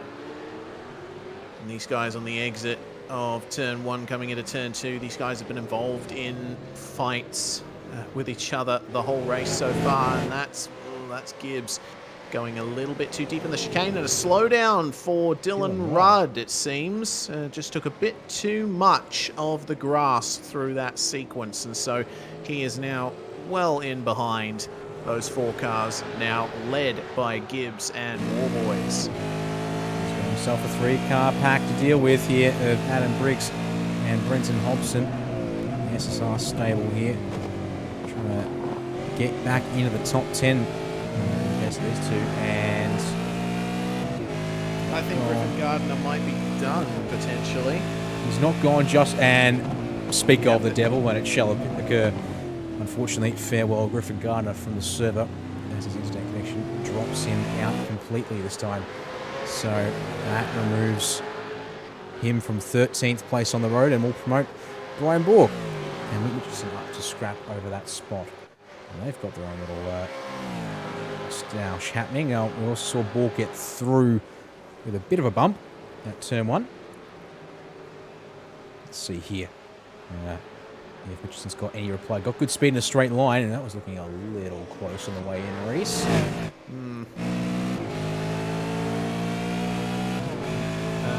Ever so close as they come across the line to start the 26th lap of this race. Brian Borg has been trying his best to work forward, and he's done a good job of it so far, up 6 places, but the same can be said for Mitchinson. Both of these drivers have something to fight for in this race, and if anything happens to the drivers in front, maybe through the final pit cycle, and if there is another safety car, they might be knocking on the door of the top 10 here. Yeah, 100%. Yeah, sure, the gap from... Oh, hang on to it, Luke. There was a little wobble off of turn 6 through turn 7. That will just give Brian Borg a bit of a breather on this particular lap. Check back in. Actually, we might want to check back in with this bunch, because it looks like Mike Taliancic either thinking about the attack but also worried about having to defend Rosella again up the inside. This time, though, space given, and he's going to get a nose ahead on the way through and out. No, he's not. Oh, no. No, he's not. They come together on the exit, and looks like Rosella was expecting Taliancic to open the corner up a little more, but well, some rear quarter contact on the exit. Rosella putting the power down, already dealing with wheels spinning up, was sent around and into the wall. Here's another view of it, thanks to our friends at Virtual Racing School. It was a perfectly reasonable move that Rosella made, but unfortunately, tracking out, made contact with Taliancic and got spun. Yeah, that's going to be trying. He's immediately called for race control on that one, as you might expect. And you can see actually falling back into the clutches of Borg and Mitchinson that we were just looking at there as well. So, let's see what pace the 29's got left, because yeah, it's going to be maybe a bit of a rough one in the straight line. We saw it in Super Split 2 for Tyson Broad. Not a lot of visual damage, but a heck of a lot of speed lost. So, going to have to keep your eyes on the 29 to see if it's still got some ponies left under that bonnet there, Reese. Yeah, it's going to be tough for Luke Rosella going forward. And you can only imagine how he feels at how this race has gone, considering he qualified right up the top. Not going to be much for him to do towards the end, I think. After starting in 3rd place, he's now back down to 12th again. First time after his penalty. The battle for 7th still continuing, though. Rosella just exiting behind these guys. Dylan Rudd worked his way through well to the front of that pack, but all of the shenanigans have meant that Blake Warboys has gotten a really good gap on all of these guys. Right on board with the Synergy Mustang of Adam Briggs. Come back to this in a second, Reese, because there's been a change of position up front, further up front. Oh, has to. There is Andrew Gilliam now in front of Tom Freer. So Andy, our pole sitter, now back up into 3rd. And he's got Corey Shepherd in his sights now. Andrew Gilliam put on a fantastic lap that time by 1:37.0. and Tom Freer 138.29. So I get the feeling there might have been either a slowdown or a big mistake for Freer on that last lap. Seems like it's a good odds. And just checking back in, I saw some good old red and green flashing up, and the answer is Luke Rosella passed by Brian Borg. Now, that's happened early on here in the opening sector lap, so it looks like Rosella might have gotten away without much straight line deficit in this case. In fact, you've got a good run off turn 7 here. He's going to hustle, try and get something done maybe. No, that'll set up for the hairpin here. Some potentially good news. Griffin Gardner has come back to the race server and reconnected at the very least for the moment, Reese. See if he's actually gotten back out and has started circulating once again. Oh, hang on, there's scrapping. Oh, yeah. Big old scrap. Taliancic having to fall back behind Robert Gibbs there. And those were some shenanigans at the hairpin, weren't they? Taliancic actually getting into the back of Gibbs on the way into the Lepangla hairpin. And they both had to give up those 2 positions to Adam Briggs and Brenton Hobson. Here's how it happened. Yeah, would you believe a slowdown off the 8-9 chicane once again? Oh. So Gibbs is slow, but defending as well at the same time, trying to keep his spots. So Briggs and Hobbo will go through. Taliancic either, might you to argue at that point, still redressing the spot back, just to be certain that no further intervention required on that one there. But a bit of a tisk, I think, probably in the race control box about that whole situation, perhaps. Check back in with the fight for what is third, because not seeing the progress, I think, that Gilliam might have liked at this point, with a bit more clean air on the nose. And Tom Freer sticking with quite nicely for now under the gearbox at the 201.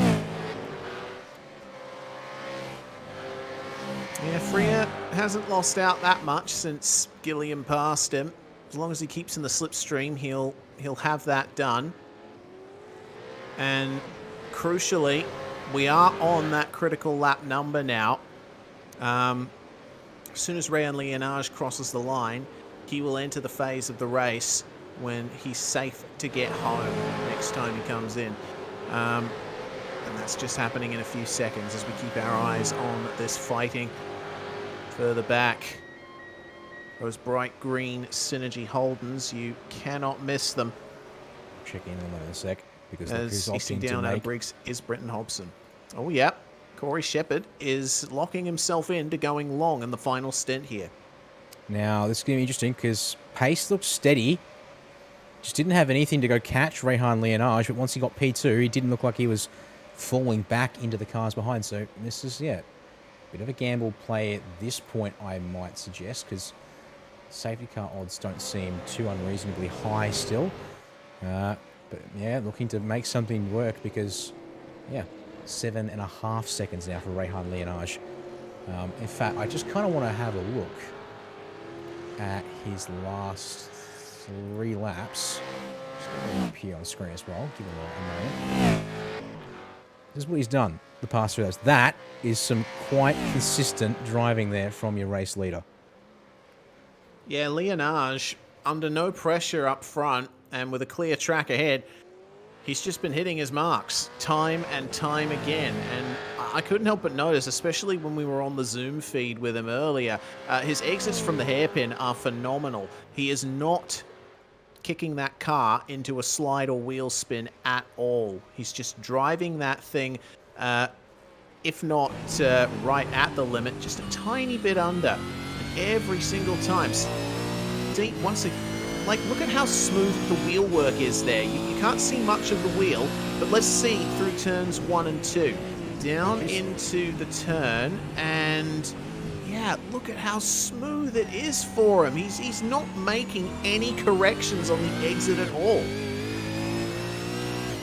If that doesn't scream comfortable, I don't know what does. Yeah. See there, just the top of the steering wheel in the frame here. Nice and gently through turn 5. There's no massive rush, it seems, and yet getting that car into the apexes, for the most part, easy on the throttle initially, and then picks it up proper on the exit, once it straightens out. He has lost about half a second to Andrew Gilliam since we last checked in, though. So maybe Gilliam finally finding a bit more pace out of his car, but we'll have to keep you posted here. Because, I mean, yeah, we ticked over the halfway marker, but, yeah, there's still very much advantage Leonage in the 79, but it's going to be a lot of time that the boys behind are going to have to make up here. So Corey Shepherd, having been the first of our drivers to take his second scheduled pit stop, out of the pits now for a lap, and he's down in 28th place. So keep an eye out there for that, and keep the gaps in mind as well. As our leader continues to smash his way through the final chicane, at least in a suspension sense. And that lap is another low 137, 37.093 there for Rehan Leonage, who has commanded this race for quite some time. Andrew Gilliam, though, dipping into the 36s, as is Tom Freer, and these two are getting closer again. They've bunched right up, yeah, 36.91, 36.99 for Gilliam, so they take a 10th, and almost 2 tenths in the case of Tom Freer out of the race leader. But if I was fortunate enough to be good enough in these cars and in Rehan's shoes, I'd be quite happy with losing only 1/10 of a second on a given lap. That's a lot you can work with there. There's these two, yeah, indeed, 0.6 of a second between Gilliam and Freer. We'll check back in with these guys later because looks like Dylan Rudd has caught back up too, like all boys. To pile the pressure on pretty soon here. Yeah, this is the battle for 5th on track at the moment, and right on the bumper of the WK&P Mustang is the 9.5 Commodore, car 990 to be exact, and they have to keep an eye out for Briggs and Hobson behind them too. This is a 4-car pack at the moment. They do have a reasonable gap back to Gibbs, Taliancic and Rosella. They've got to be careful not to battle with each other too hard. That was a really good exit from the hairpin for Blake Warboys, keeping everyone behind him very honest. But it is a long gap to Jordan Ross in P4. There's been a lot of varying fortunes in this race. Yeah, that's the margin forward from Warboys here. Oh, slow down penalty. Well, another one. So Warboys will yield the lead of the group. He can serve this right. He can maybe latch on. Nope, still got to serve it. There you go. Clears it before turn 1. So that won't hurt him too badly. But now he's got to work back into the bubble ever so slightly and not get too concerned about being caught by these three here. Who've got their little scrap going as well. 2 more drivers have taken their second stop, the second scheduled stop anyway. Brett Loxton and Sebastian Flock, as it looks like Scott Gamble and David Kirby, as well as Ewan Baker, are now into the lane as well. We're starting to see drivers in the midfield jump into the pits and set themselves up for a long-ish stint to the end. Now, if you're Rehan Leonage, what do? You have an excellent gap of over 7 seconds to the drivers behind you. I would say that if I was in Rehan Leonage's position, I'd probably try to go as long as possible, pit as late as possible, because the pace looks really good in the car, and Leonage isn't really doing anything to wear those tyres any quicker than they usually do. So take advantage of that, keep the pace up, keep it consistent, and then you can pit later on and not have to put as much fuel in your car. But of course that's going to be defined by how much fuel he put in under the safety car stop, and I'd say it's around about the same amount that Gilliam, Freer, Ross and Co did, because they pitted at the same time too. There goes Dylan Rudd and Blake Warboys into the pit lane meanwhile. Looks like Brian Borg also in too. So drivers in the top 10 are starting to throw up the white flag or put themselves into a strategic, what they hope is an advantage towards the end. Well, I mean, yeah, inside halfway to go on this race. Track temperature continuing to drop. It's down to 33 degrees Celsius. So, yeah, now is probably a good time. If you can find a pocket of clean air on this circuit with fresh tyres and the fuel you need to get home from here, I'm sure we're seeing some exchanging of positions compared to those who opt to try and run their cars a little bit longer here before bringing themselves into the lane for their final stops of the race. Here we go. It's time to throw down. Well, the time to throw down is rapidly approaching. Hobbo and Ross and Briggs and everyone else is part of the Synergy Sim Racing crew trying to salvage something from this race. Meanwhile, Kenneth Latter, also part of the Synergy crew, battling here with Mitchinson and John Stone, two of the Race on Oz competitors in this field. This is for the battle just outside the top 10, and Thomas Hinz just up ahead of these guys. We haven't given Hinzy much airtime today. He has worked himself nicely into a good gap over Latter and could be in contention for a top 10. Nearly gets cleaned up by Latter as he leads that train into the pit lane. There you go, the textbook example. Oh, look at that there. We've got a whole bunch of reactions. And, oh, yeah. Yeah, no surprises, really. Dylan Rudd throwing the gambit to all these drivers and saying, I've come in. You either gamble on staying out at this point, or you respond, which is the common sense option, of course, at this point in the race. Don't have a lot of choice to being able to stay out all that long, as we'll watch right here down the straightaway. But let's go back to Briggs here for a second. He's still on his jacks. It's a long stop here to fill this thing up most of the way, and actually it's going to be Hobbo going to get the jump on Briggs out of the box. Dylan Rudd is coming around turn 1 now. That's not the angle I was hoping to see. This will mean the merge together, but Hobbo and Briggs both going to jump with the overcut here on Rudd. So there you go, and the answer is it's all in the stationary pit time there. Yep. Really interesting to see how that one went down there. Just a second's difference there for Dylan Rudd, and unfortunately it's put him behind both of these guys.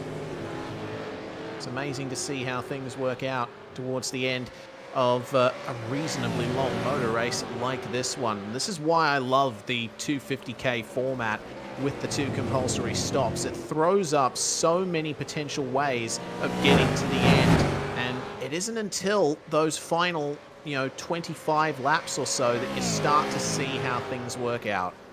Yeah, and it is important to see Hobbo, the shortest stop of the 3 here in this group. Now, the question is who responds in return. The answer is a couple of them, but not all of them. For example, Rainer Costello is going to stay out, as has, no apologies, Luke Costello was one to come in as part of the group. Also, Mike Taliancic is in here on the lane. We've also got Thomas Hinz further on back there in the lane. McNamara coming in for a 3rd stop. All right, let's see. No, actually, no. He had a penalty to serve earlier. It looks like a overshoot there for the number 43 of Ben Morris just behind too. All right, so a couple of drivers, small errors in the pits here. Now, let's see the guys who have just come out of the pit lane. I might tell Taliancic he was not too far back from that group of cars that we saw duking it out, but there he goes off the lane, and oh, that's a very long stop there for Mr. Taliancic. And that'll be in part because we've had another one of those pit time penalties there, which was served by IT. All in all, his penalty there was stationary time, so 39 seconds, and that, as a result, is a wee bit behind everyone that he had was racing up until this point. And more drivers into the lane, but not your race leader. It is everyone else, though, from the front of the field who is yet to pit. Yeah, absolutely. So Rainer Costello jumps in, so does Thomas Freeman, Cameron Jones. Does Hayden Sell follow them in? No. Doesn't look like it. Yep. Will stay out. Tyler Blackburn, our split 2 winner, currently in P10, will move past these guys if he decides not to come in, but he will. Joining the chorus as they all pour on into the lane, and with this cycle of stops. And there's Corey Shepherd. So he comes out of the pits. And he's got himself a nice little gap behind to these two cars. Once again, on track together as they've come back out as they were. About 8/10. They get called a second at some points here on the track race between Andrew Gilliam and Tom Freer. So we keep counting down the laps. We're approaching 20 to go. We are. And there goes Rayan Leonage. He's responded. Our race leader into the lane at the end of the 37th lap. Now, everyone else behind him was hoping for an undercut of some kind to bring them a little bit closer. But looks like Rayan has responded in kind, and it's only going to be a lap's worth of undercut. Even then, any kind of undercut, I think, would not be enough to overcome the gap that Leonage currently holds. Corey Shepherd, currently the leader of the cars that have pitted, and Shepherd working really well with the big undercut that he got. Remember, Shepherd pitted nearly 8 laps before everyone else did. He did. So we'll see here, Leonage still up on his jacks. Times are ticking. Coming up to about the same time as Shepherd. Yep, no shockers there. Oh, that's been very valuable, though. Here we go. This might be a little closer than we were expecting at pit exit. There goes Leonage, yes. But that means now the gap is down from 7 to 3.3 seconds. Yep. Well, Corey Shepherd executing that one really well. But now Leonage is going to be the one with the advantage. The tyres only really last about 10 laps being pushed at full chat before the pace starts dropping off. Even then, your first couple of laps are usually your quickest. So Rayan has to nail these next couple of laps, try and extend the gap back out, and then he can try and manage it towards the end. When he crosses the line next, we will have 20 to go. That we sure will. And yeah, this is going to be a good one to watch. Even Sechi on this lap here, a bit of back and forth between these two. Sees the gap slightly going in favour of Leonage already. So just showing his ability to get up to speed here in race trim tonight. Backing up the qualifying pace very nicely indeed. As we'll check back in with this group of cars. Hobbo is in. Oh, what position would Hobbo be in right now, Reese? I would imagine 6th. It continues. It continues. Oh, I yes. haven't been indoctrinated in the story of Hobbo and P6 finishes. It looks like that one will carry on for a second. We'll jump on board with... Oh, well, here's Briggsy. Let's go for on board with Hobbo. Since he's in front. And there we go. We get the nice tail light view as well. Yeah, well, that was a bit of a slide there for Briggs out of the final chicane. Still maintains the pace though. Dylan Rudd is still right with these guys. Rudd with only a lap older tyres than these two, but they are in the optimum phase of their grip at the moment. So I don't think there's going to be too much of a change here unless Hobbo and Briggsy swap places here. For P6 for sure, and I'm seeing also that for a second I thought that Blake Warboys was coming up on them, but that car behind is the very heavily damaged Sebastian Tixier has lost his bonnet. Yeah, unfortunately for Tixier, it's been a rough evening for him. Qualifying wasn't on the money. Oh, Hobbo. Oh no, Brenton. Done a bit of lawn mowing on us. He'll have to serve. Yep, you bet it will. So in the back of the group, Hobbo 88 will go. Yeah, he'll be on the brakes nice and early, but he's gonna go deep as well. Actually, really scrub that off. Look out for Tixier. But with Tixier there, he can't get the straightest exit that I think he was after as well, to just try and get back a little something on the way out as well. Speaking of, well, boys, there he is in the background. Apologies, no, sorry. Luke Rosella's in between. I somehow completely missed a bright green Commodore in between the other bright green Commodore on your screens right now, and the slightly more subdued WKMP paint job of Blake Warboys that I was going to bring back up on the screen here, and also bring bring Blake back up on screen, see how he's tracking in this part of the race. Let's say, looks like he's still got some focus on pretty good there. Qualified 10th and remains in 10th. And all in all, if you finish where you started, that's a pretty good job, I would suggest. Yeah, especially considering the reputation this series has gotten for chaos and some physical moves here and there. Warboy is able to keep it clean. His car has no visible signs of it on my end. So, hey Blake, good to hear that you are listening in to the SimSpeed broadcast. Let's see what you can do towards the end of this first round of the V8SCOPS season. Looks like Rosella having to negotiate TCA just up ahead. Might have lost a little bit of time out of that, but seems the incident was cleared without much issue. And Rosella still carrying a lot of damage to his front left from that earlier contact with Rainer Costello, so might be down a little on straight line speed. Doesn't have much of a slipstream for Brenton Hobson ahead, so I'll compare top speeds on the way into the chicane for you now as we check in with Costello. 272 for Rosella, and it got up to 277 for Blake Warboys. So that is what Luke Rosella is still having to deal with at the moment. Here's Sebastian Flock, meanwhile.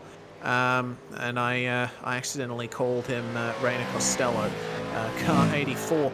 Trying his best here to salvage some kind of result. He's another of the drivers that is in the same position he started in, down in 29th place, and he has had a rough one. Yeah, you can see the scrapes and bangs on the right side of the ERT number 84 here. I think, yeah, Seb will probably not be all that happy, of course, with the result. I reckon he'd probably think he would be a bit happier with a top 10, even a top 15, if he could have made his way forward tonight at this stage. But, I mean, look, yeah, I guess, once again, if you can at least finish where you started, no matter how rough that might be, that's at least a starting platform, if you will. As you can see there in front of him, Ewan Baker is going side by side with Blake, David Kirby, sorry. And up the inside, got it. Oh, he got the job done, but not done enough, and has to bail out across the runoff there between turns 1 and 2. That'll give the spot back to Kirby, and Seb will filter on through there as well. Yeah, and slowdown still having to be served there for Ewan Baker. He does get back up to speed, though. No, he doesn't. Still had to clear the slowdown. That took a long time to clear for him.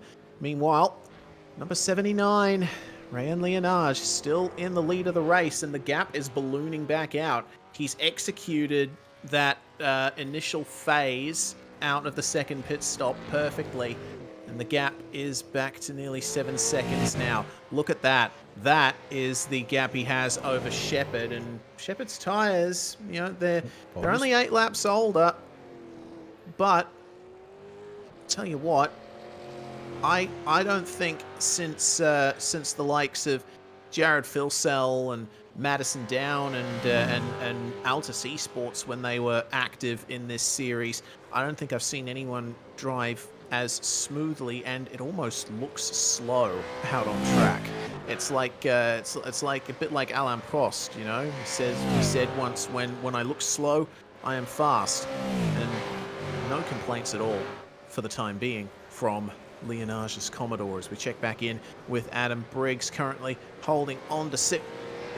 And Rudd continuing to chase him, but just grazed the wall on the exit of the chicane, did that 9.5 car. So Rudd, I think, starting to feel it a bit. Tries to close up the gap under brakes and pulls it up nicely for the hairpin. But nothing he can do to get any closer to Briggs, as he's still dealing with that two-pronged attack from Hobson and Rosella, who are caught up now to the back of this train and has left Blake Warboys behind. Yeah, they have. That's why, in part, I brought up it's a 4-car battle pack, and it's also a limitation of the overlay, but yeah, in saying that, unfortunately, Blake Warboys seems to have sort of hit a brick wall when it comes to car pace at this phase of the race. And going to have to be something a bit magical at the end of it to dig himself back into contention with that group. Speaking of groups, Looks like Thomas Hinz has signed up as a latest train conductor here in V8SCOPS. As a Thomas the Tank Engine. All that, I guess you could go with that. And yes, the wagons are starting to line up behind him, although Robbie Gibbs going for the inside of Luke Mitchison. No, will yield. Then I have to say, Robbie Gibbs, it's been a bit of an interesting Hey! Did you see that slide from Gibbs? No, Jesus, Mary and Joseph. That's what I get for trying to come up with a little something to say. Because he had that moment down at the hairpin a couple hours back, but has seemed to really get stuck in this group of cars rather than be able to make his way back towards the top 10, where he was fighting earlier. You see Talyancic also not able to progress forward. And so, indication, wobble for Mitchelson. This should be pretty much done and dusted for Mr. Gibbs, because in fact, yeah. Oh no, he's still there, Mitchelson. He's going to fight this one down to the inside. We're going to have to get off the roof camera there. Oh, Mitchelson guarding the cutback, but not guarding it enough, it would seem. Looks like Gibbs will have the run off of Lepingle. Although, someone's going to have to win this fight, and the side draft is saying advantage Mitchelson.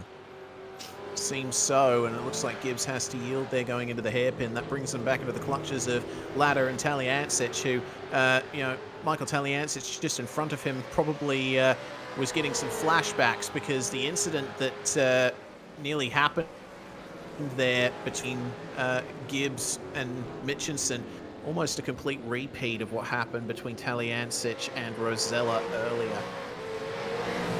All right. Take 2 potentially here. No, not quite, which is probably the right course of action through turns 3 and 4 here at Circuit Gilles Villeneuve, but maybe we'll see something here at 6 because Mitchelson covers the middle of the road on the way in, but as a result, compromises the apex of 6, which does hurt the entry to 7 a fraction, but getting good at traction on the power down here, it would seem, for the 04 Race on Oz car we're right on board with here, so not too worried about something into 8 or 9. So a little bit of opposite lock needed for Gibbs to get that car settled on the way through the corners here, so he's still having to work a little bit harder at this point, I dare suggest. And the hairpin will come once again, although wide. What can Gibbs make of this one this time? Slightly straight. Yeah, no. Straighter exit initially, but Mitchelson just allows the wider opening to put the power down more gradually. And out the other side, the Race on Oz 04 machine will go and try play catch back up to Brian Borg and Thomas Hinz and reform that train proper once more. Moving further up the field, I want to bring attention to the battle for second. Corey Shepherd. Good idea. Yeah, Corey Shepherd has got his mirrors filled with a Pursuit sim racing car of Andrew Gilliam, who's really driving down on him at the moment. 1:36.902 for Corey Shepherd on the last lap. 1:36.3 for Gilliam. That is over half a second gained. And, well, that's been steadily happening over the last few laps, it seems. Shepherd's tyres now past their best. He had that period where he was able to make up all that time after pitting earlier than everyone else for his second stop. But Gilliam on the fresh tyres, able to send it down the inside at the hairpin, but an attempted cutback there from Shepherd. It doesn't work though. Just wasn't able to get the power down early enough. And Gilliam back into second place. And in the midst of that battle, the gap has now extended over 8 seconds to Ryan Leonage at the front. There's almost nothing. Oh, Gilliam! Oh, no! Gilliam just catches the grass! He'll take he saves it, but he has to take the slow down. My word, in fact. Yeah, there we go. Gee whiz. Well. I mean, the odds on him catching that were favourable. But holy smokes. Talk about a edge of your seat moment of car control there for the 201. That's what they mean when they say hold your brakes. Goodness me, just locked it up and just allowed the car to settle. So, apart from another safety car doesn't seem like there's much anyone can do to catch Rayan Lienage at this point. We focus on Brian Borg. Had a slow down through the World Champions. Indeed he did. He's fallen back into the clutches of Kenneth Ladder and that 3-car pack behind. That's Robert Gibbs then finally getting back past Luke Mitchinson. And, that's a slowdown for Borgie, still having to be cleared. Oh. Loses 2 more positions. That sends Gibbs into the wall, but it's only a glancing blow. And the ERT Mustang can continue. A little bit interesting there through that sequence of corners, and now it makes, well, Thomas Hens has been relieved of conductor duties and train pull and carriage pulling duties for the point in time. It's now Ken Ladder's turn to step up as the locomotive on this train here now. Head on down into the hairpin once more. Coming up on Taliancic. Close. Not quite though. Yeah, Ladder again with the outside-ish exit from the hairpin. In that section of the course, the driver that takes the wider line will usually have the advantage on the exit, but look at that slipstream from Taliancic and a very aggressive dive under brakes. Can he even make the chicane? Well, he is able to pull it up just in time, and Ladder yields in the end. But this is, how many cars is this? 1, 2, 3, 4, 5, 6, 7, 8 cars involved in this train at the moment. Thomas Freeman all the way at the rear of it in 19th place. Any of these drivers could be looking at a position in the top 12 as things stand, because Thomas Hens has skipped away from these guys now.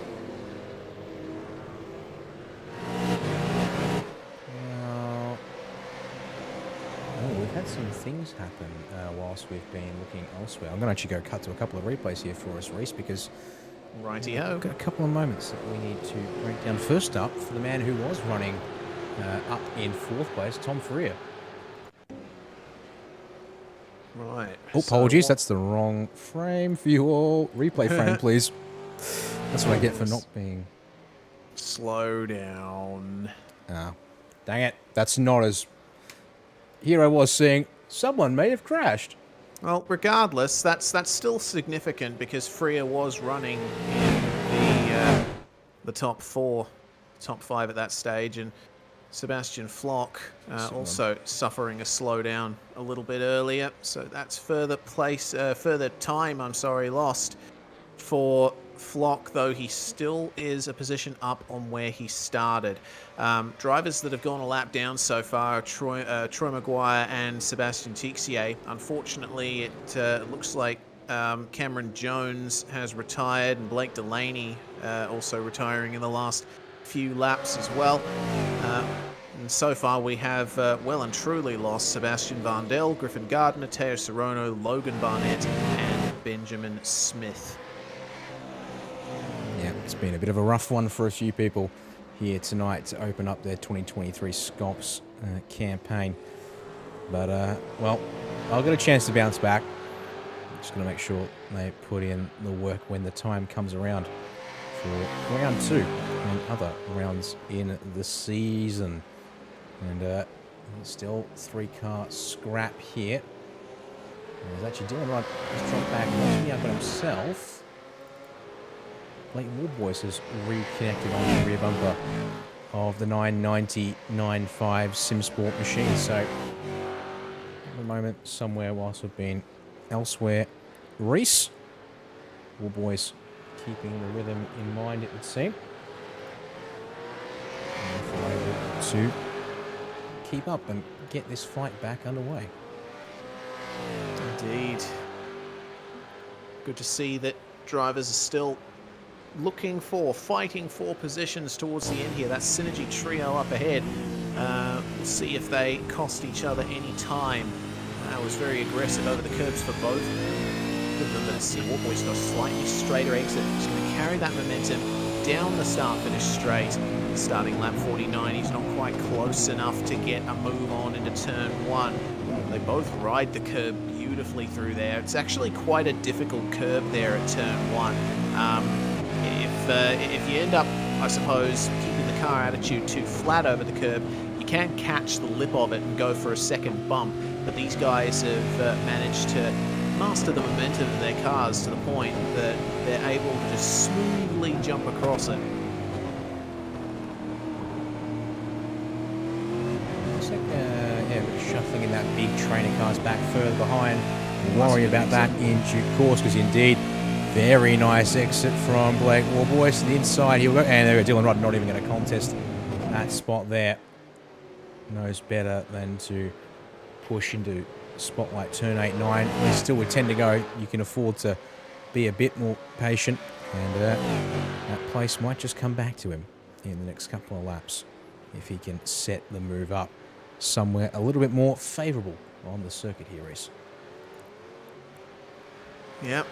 Well, the slipstream will be with Dylan Rudd for the time being, but looks like Warboy is actually sort of extending the gap at the moment, so don't know how much competition there's going to be for that spot later on. Meanwhile, it seems that Tom Freer has moved behind Adam Briggs. Adam Briggs, sorry. I'm getting my Synergy markings confused here. We're both having trouble with the Synergy cars today, aren't we, Dan? Hobson and Rosella moved past. They have indeed, yes. Good old-fashioned... even though these guys are running the same old numbers that most of them have run already in times of past aplenty. You see the colours, and for some reason you play colour association game, and it's not quite the right set of colours. Doesn't help that on my production feed the numbers on the cars are quite small, so I often can't tell until the very last moment who I'm actually looking at on the production feed. But either way, that's for us to sort out here in the SimSpeed production booth, and for you to laugh at us for. Well, hopefully they don't laugh at us. But then again, who knows? Maybe we are open to scrutiny and controversy. But anyways, I've got a job to do, which involves controlling the cameras to keep the eyes on what we're seeing here, such as running on board with the 88 of Brenton Hobson. He tries to keep Rosella in behind here and hold on to this position number 6. And saying that, we'll check back in with Hobbo in a bit, because P2 is nice and tight once again, to the tune of barely 4/10. In goes Corey Shepherd, slightly narrower entry. Nice wide arc though from Andrew Gilliam, sets him up nicely for turn 2. On the exit, it seems the initial throttle application advantage was with Shepherd, but man, Gilliam is looking very strong in this sector of the track, isn't he? He's putting the power down nicely. Although just as I say that, he loses out a little bit on Shepherd, but under brakes, look at him go. And better through that turn 5 sweeper, which puts him all over the rear wing of Shepherd here through this turn 6-7 chicane. Jump on board here with the man in question. So we'll come down to the 8-9 chicane, and now is not the time to be going up the inside there anyway. So there's a hairpin that comes to mind that he could use. Shepherd, though, very much going to be ready for that until he decides he'd rather not defend this time. Did Gilliam get it pulled up? There's Shepherd, and job done. Parks it on the apex too. Yeah, that probably didn't quite show us. Well, we might even need to go to another of the replays to show off the parking on the apex bit there. But indeed, move done. As it continues to... well, actually, in saying that, let's have a look here at the fact that... nope, that's not quite the one I wanted. Apologies. There we go. These two keep this up, and there's a certain number 143 Jordan Ross who would happily make his reacquaintance with these two fighting over second. Indeed, it'll be the what Jordan Ross really needs to finally actually pass Corey Shepherd, because Shepherd qualified 7th and Ross qualified in 8th. So they've been following each other for a lot of the race here. And in terms of lap times, well, it seems that Ross has the advantage there. Of course, got to consider that the last lap Shepherd got overtaken, so he would have lost some time out of that. But have a look at the gap that Ross has been making up. That's the thing. He's not perhaps been compared making to time. Gilliam, he's losing. Even with losing. Gilliam making the pass up the inside there, pretty deep at the hairpin on Corey Shepherd. Unfortunately for Jordan Ross, he is not making the inroads. Let's see if I can quickly bring up the times to Corey Shepherd, though. Yeah, there we go. That works. Let me just put on this little tag. Oh, that's not how you spell Shepherd. Good work. Oh, no. We're just going to... There. That's more like it. Even then, that's not... It's only made gains because there's a bit of a lob from Gilliam on that last lap in particular, it would seem. And they've got lap traffic up ahead too, so this might be some potential for Ross to make up some time. Gilliam's on the head like flash as he comes up on David Kirby in the first turn. Kirby lifts off early and allows Gilliam through. They've also got the battling pair of Tim Mulford and Cameron Veacock to deal with. And Ben Morris, I noticed, took some opportunity and got past Mulford when Rayan Leonage, our leader, came through to lap them, and he's absolutely skipped away. So it'll be some time before they come up on Ben Morris, but that battling pair, one of the cars damaged, and that might make things a little awkward for Gilliam and for Shepherd. Yeah, it all will, just a bit there. As, well, I've just seen an exchange of positions. Quite a few of them, it Back seems. and forth between Tim Mitchinson and Robbie Gibbs. Looks like Gibbs the ultimate winner of that exchange. And, oh, looks like Dylan Rudd. Oh, dear, Dylan Rudd's had quite the nasty slowdown. Never mind that. Luke Mitchinson going for the dirt to try and contest with Damian Johnston there. And as a result, well, he takes the rear bumper off the 033, but then also puts himself under a lot of pressure from the 61 of Dylan Pereira for a moment there through the turn 5 flick. Oh, I should take that back. That's a pre-existing meatball. It's been there for a long time and hasn't shifted. Dylan Rudd. Yeah, it's slow. He's picked himself up a very nasty slowdown, actually. Where would that have been, possibly? Well, it's either turn 8, 9, or final chicane. Take your pick as to which one of those two got him good that time. Because, yeah, he was up with Blake Warboys, but he's Warboys. Yeah, that's a sizable gap, isn't it? In fact, Warboys now up into 9th. So making a bit of progress there for Blake as he comes across the line to start lap number 54 of this race. Inside 5 to go for your lead lap drivers, at least for those who have come across the line. And now Warboys has got a very quiet bit of racetrack because the next 3 up the road are these 3 here, still trying to sort themselves out. And it's Hobbo who leads the trio. So they head on up to turns 8 and 9. And from there, everyone in this group from Gilliam on back, they've started to fan out. Oh, traffic for... It's behind Shepherd now. Oh, Mulford's going to be very careful there. They managed to sort it out, only just. But that has ballooned the gap out between Shepherd and Gilliam. Andrew, the pursuit driver, now close to 2 seconds, 3 even, nearly, ahead of Corey Shepherd. And it shall be 4 laps to go now, because Rayan Leonage just crossing the line. He leads by 8.6 seconds on my timing, at least. That is almost insurmountable at this stage, but looks like problems here further back. Of a fashion, yes. Now, I just need to confirm by looking in the chats. Yep, that is indeed what it is. Unfortunately for Reina Costello, he and his teammate Robbie Gibbs will be making a venture down the pit lane, and I suspect for exceeding the iRacing incident point limit that has been set for this race server race. Yeah. Oh, that's huge there for Gibbs and Costello. Those ERT Mustangs, they had potential for some good results here tonight, but due to a variety of factors, that is not going to happen. So drive through for both of those ERT cars. Costello re-emerges onto the racetrack just ahead of the ERT Commodore of Scott Gamble. Meanwhile, Dylan Rudd and Kenneth Latter together at the moment. And Rudd's been trying so hard to hold on to some kind of position in the top 10, but the likes of Thomas Hens and Blake Warboys have just had too much under them for that to happen, and now Latter piling the pressure back on here.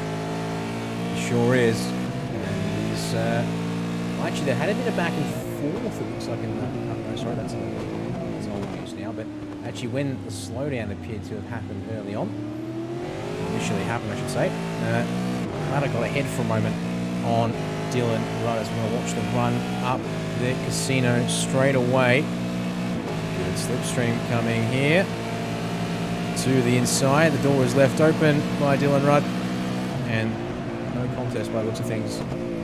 He pushes it pretty deep though, and Rudd's actually going to go back up the inside here for the run for turns 1 and 2. Can he pull it off alongside Latter as they come across the line? And he was half expecting Latter, I think, to stick to the right there, but they will continue side by side. This gives an advantage to Michael Taliancic, who has now joined this fight. A little bit of a bump there between Rudd and Latter, and Rudd's having some trouble with the rear, it seems. Tally is right there to take advantage. Sure is. Yeah, what was 2 now becomes 3. And, oh, Dylan! My word, he had the thing drifting through turn 5. Can't say drifto. Goodness me. Dylan Rudd really needs to start taking care of those rears if he wants to get this thing to the finish in any reasonable condition, but it doesn't seem like it's going to happen. He tries to block the advances of Taliancic, and Michael tries to squeeze through. They make contact and just recover it. Oy, oy, oy. I think we're starting to get full elbow. I mean, we are inside 3 laps to go, I guess. Elbows out is mostly fair play. Yep, it's 2 to go when they get to the line, because it just updates there in our top left of screen. I mean, Taliancic is not going to be too happy. He's going to get very close there through the apex of the Pringle hairpin. Why am I... Oh, yeah, look, I'm just going to give up on that for the rest of the night. I think just the hairpin. Yeah, the hairpin. That'll do us. I mean, it's the only real hairpin on the lap, I suppose, aside from turn 2. In the world of shame for constantly messing up my... I mean, hey, look, I never learned French, so that's what I'll take that as my excuse. I would presume, having learned a bit of French myself, the pronunciation might be l'épingle or something like that. But I'm sure there'd be a couple of French you give me something in German, I'll give it a proper good crack. French, not quite up my my wheel tracks here, unfortunately. Regardless, I think there'll be a couple of French Canadians watching who will be instantly tearing their hair out at my pronunciation.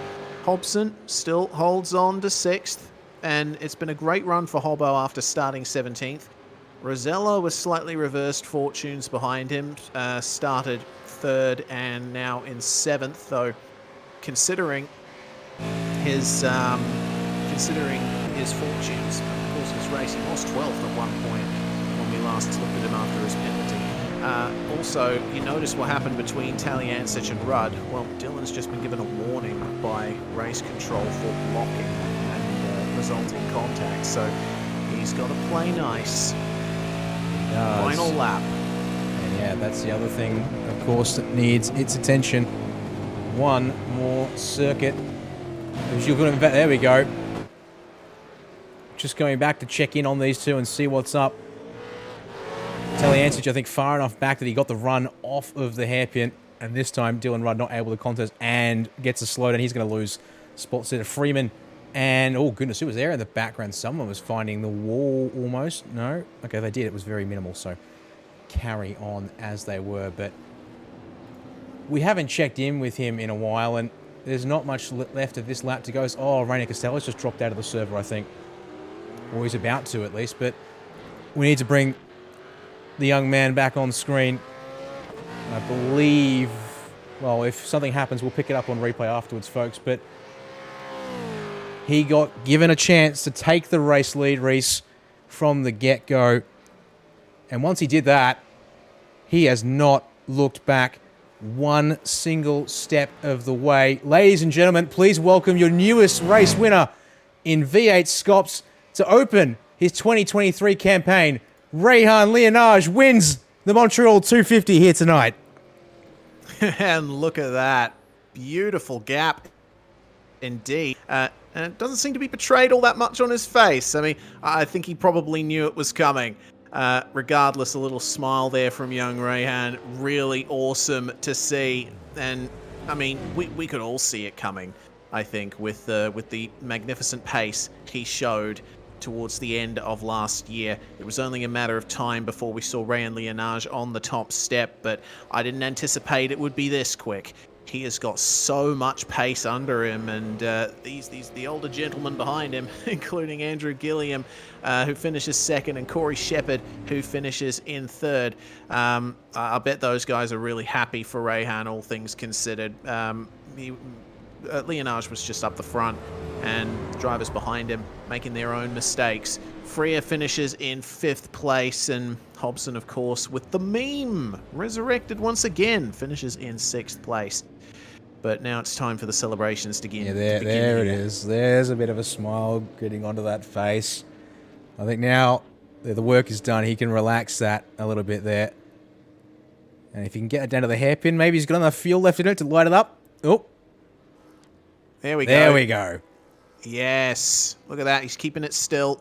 Stomp on the accelerator. Victory burnouts. And he will burn out the rest of those rear tires because they've done all and for him. Some drivers coming up at a turn of pace, but they will have seen that happening ahead. Look at the man. Oh no, there we go. Little bit of a bump there. Regardless, the burnouts will continue. A slight break in the tire tracks, but they're going to last a fair way down this back stretch. Yep. I kind of feel like, yeah, the engine will be the one that goes first, and actually he's going to pull it up there. But nope, get it going one more time. There we go. I think the fuel actually is now starting to go on us here, so he's given that one a pretty good burn down to wrap that one up. And I think that will bring the burnouts for our race winner to an end tonight. And, well, I mean, sure, it wasn't a close fight on the track tonight, Reese, but as said there, and great to see it in Chaswell, a well-rewarded and well-deserved race win there, commanding the opportunity once it came his way. And so, let's walk you through the full race results here for the Montreal 250. Rehan Lienage, by 6.5 seconds, takes his first V8SCOPS victory there.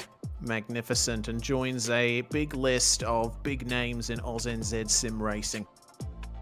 And him and Corey Shepherd join him as former V8SCOPS race winners on the podium, with Jordan Ross and Tom Freer rounding out the top 5. Brenton Hobson and Luke Rosella, the next two Holdens in the top 10, and top 10 dominated by Fords, with Adam Briggs, Blake Warboys and Thomas Hinz rounding out the top 10. Good drives from all of them.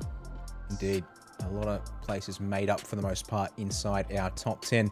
And it continues on. Ken Latta there, finishing 11th, up 11 spots as well. Mike Taliantage, the first car to not gain or lose a spot tonight there in 12th position. Places made up 6 for Brian Borg there in 13th. Similar to Ken Latta, up 14 spots this time though for Thomas Freeman there to finish 14th. So a nice bit of parallelism going there. Unfortunately, one of our drivers to lose spots there. Dylan Rudd will have to settle for 15th place. Ahead of Luke Mitchelson there in 16th. Damian Johnson for 17th. Dylan Pereira, unfortunately, not quite able to recover after the early contacts to maybe see what both the Phoenix Racing Team cars could do tonight. He will have to settle for 18th place. Scott Gamble there in 19th, and Rainy Costello, his internet started to dip a bit like Griffin Gardner's, but it just hangs on enough for him to be classified there in 20th place race. 21st place will go to Brett Loxton after suffering a penalty, but still gaining 5 spots. Hayden Sell, meanwhile, 18th to 22nd. Some good positions gained for Justin Wallace, meanwhile, 37th up to 23rd.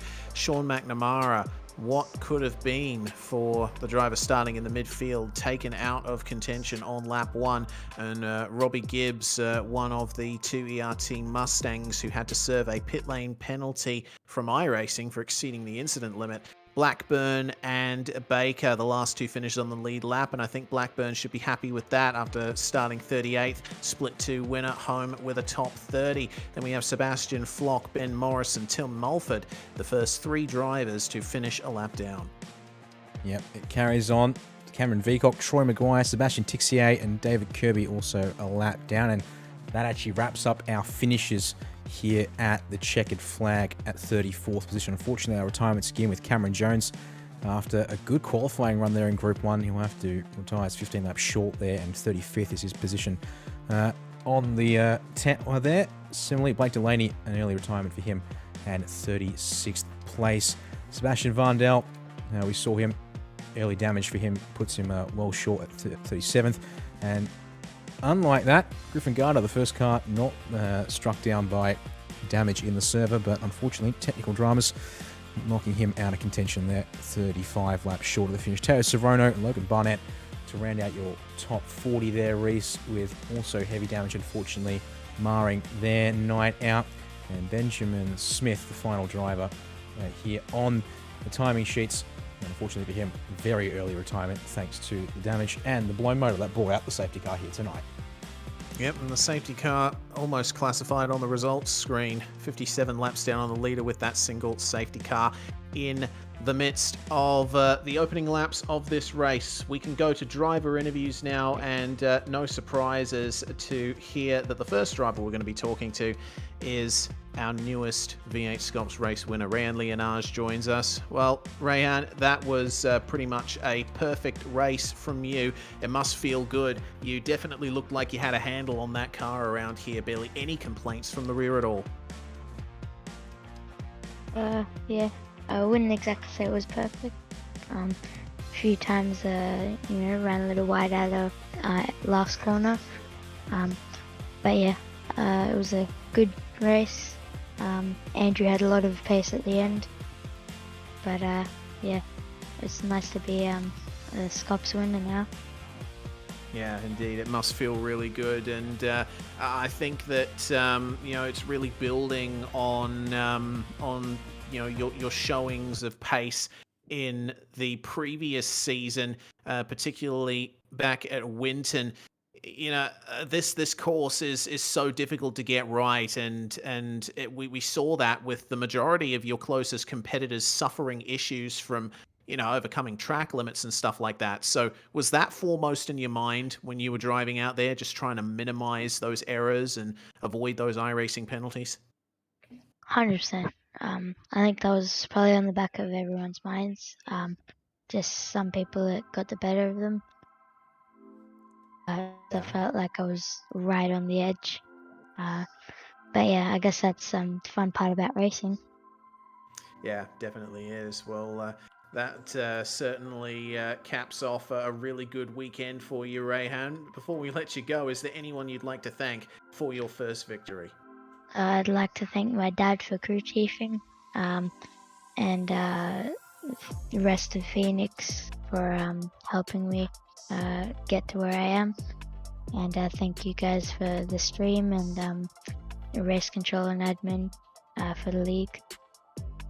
Shout out to Dad, a joint effort rewarded very nicely there for Rayhan Leonage. We're going to go now to our second place finisher. Dan Yeaman is stood by with Andrew Gilliam. I would be if I could just get my scenes all sorted. Apologies there. I'll quickly grab Andrew Gilliam up on the screen for you all as well, folks, so we can have a chat with him. Andrew, well, good job in qualifying tonight. You showed once again that one lap pace you've got certainly hasn't gone anywhere since we saw you last season. Unfortunately tonight it seems though just dropped away a little bit early on, but again, all credit to Rayhan. I've just spoken with him that his pace tonight once he got clear was absolutely mega. Yeah, no, Rayhan drove an impressive race, no mistakes, no slowdowns, and got the job done. Didn't need to push as hard, and yeah, just professional drive from him. So full congrats to Rayon. Yeah, for myself, I just did 6 hours in a GT car on the other side. The car for the steering. So I reckon about 5 times I like lapsed back into McLaren car coordination and literally just entered braking zones with my wheels in the grass. So yeah, trying to do maybe a bit too much in one weekend. It was very hard. Only started prepping last night after doing 6 hours in a GT car as well. So yeah, had to play a bit of catch up and was probably still too rusty making the switch back to the supercar for the race, unfortunately. But I felt like I finally got the hang of the car, had some really good pace right at the end after I got past Corey the second time. So yeah, I'm looking forward to the next round. It's good to hear there, indeed. I mean, yeah, not wrong to say, things, obviously, when choosing to do a 12-hour race in GT machine, it's certainly a different mindset you have to bring to the car. And I mean, how was it feeling out the cars tonight here at Montreal? We definitely saw a lot of drivers struggling, it seemed, with the 8-9 chicane just before the hairpin, and also the final chicane at the World Champions. A lot of drivers finding it pretty easy to, more just with the track limits there and picking up slowdowns quite a fair bit, and that obviously compromising runs down into the hairpin or down the front straight, making some pretty easy passing opportunities for plenty of people into the hairpin or turn 1 in particular. Yeah, I feel like this track is so fine edge. You've either got to fully cut right up to the limit of the slowdown, and it actually, like, the car handles the curbs so much flatter when you use all of the curb up.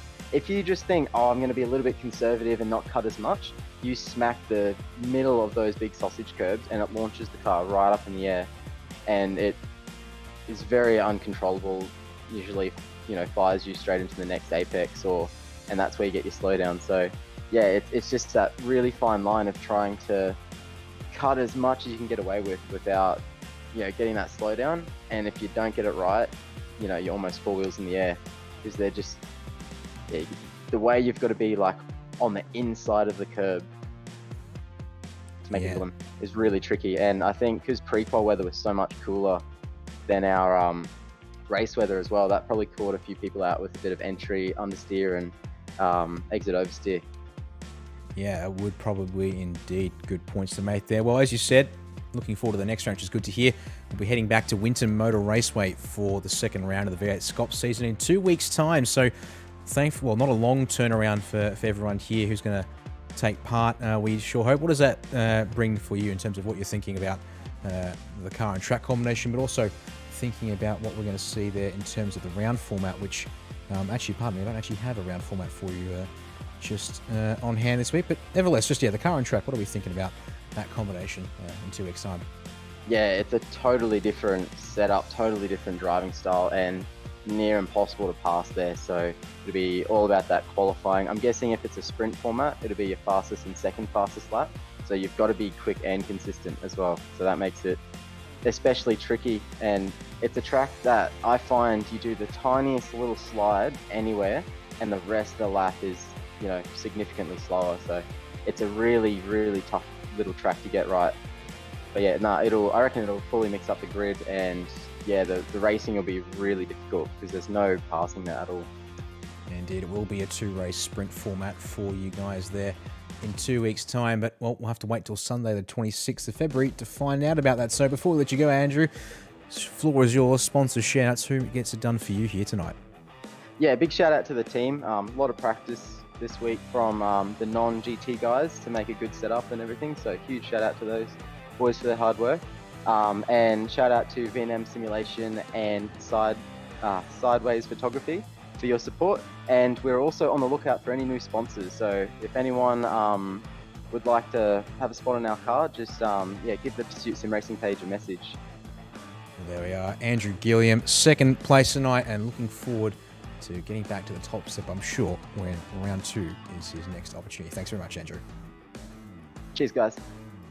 And one more driver to speak to here tonight, Reese. Of course, it's going to be the man third place here tonight on the track.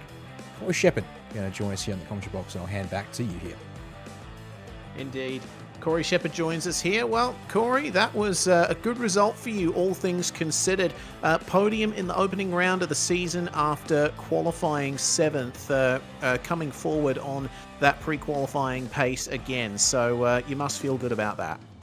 Thanks, man. Yeah, definitely a pretty good way to start off the season. Obviously, yeah, it wasn't as comfortable as I would have liked out there, but taking home a third for the first race of the season is definitely pretty cool. And yeah, it's definitely the best I've ever performed at this track before. I've had a few doozies in the past.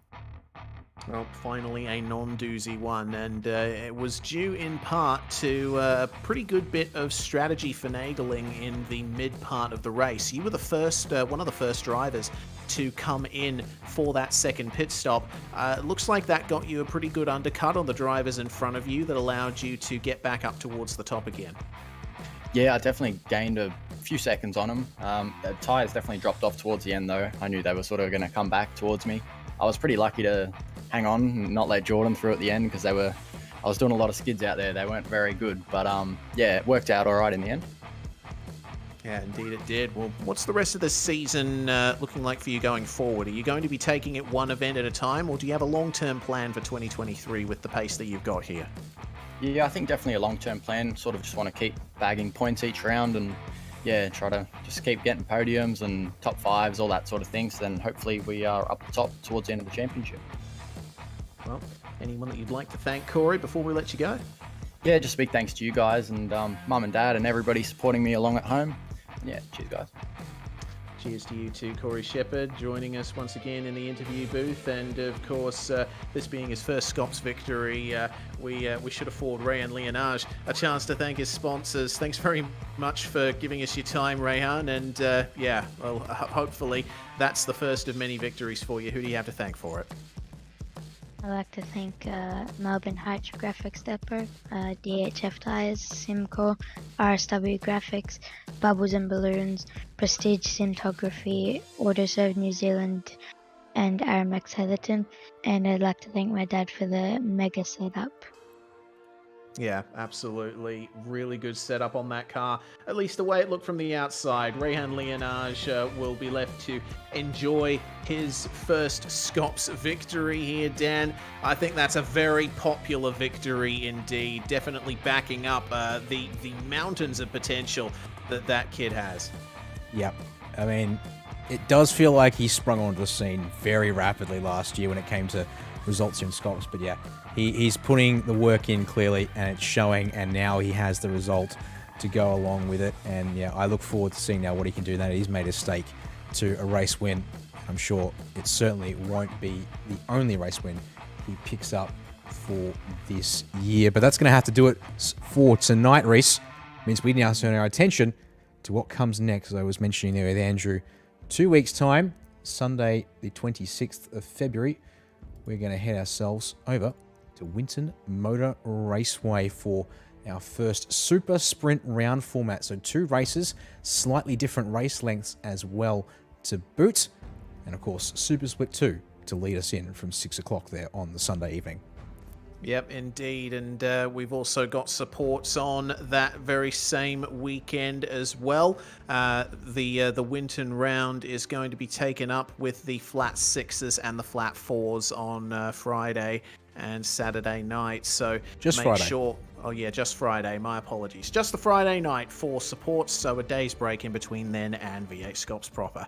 Well, thanks very much everybody for tuning in across the course of this broadcast. It has been a very long evening for us here at SimSpeed TV, but hopefully we've brought you a fantastic show. We got to thank the drivers for helping to make that race what it was, and of course to the team at Oceanic Sim Racing for putting the series together and running everything behind the scenes, making sure that we have a nicely run motor racing event in the virtual world. I'm Reese Gardner. It's Dan Yeaman alongside me, handling production and comms at the same time. Big shout out to you as well, Dan. From all of us here at SimSpeed TV, we say bye for now, but not forever. See you.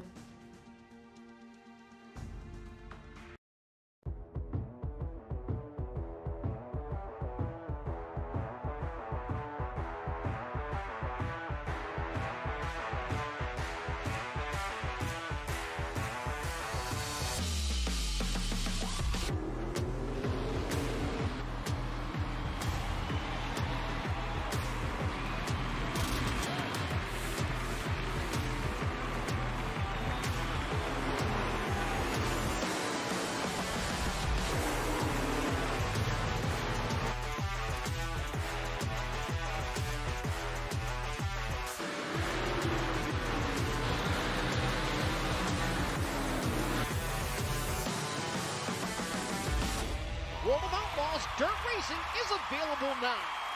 Download your copy today.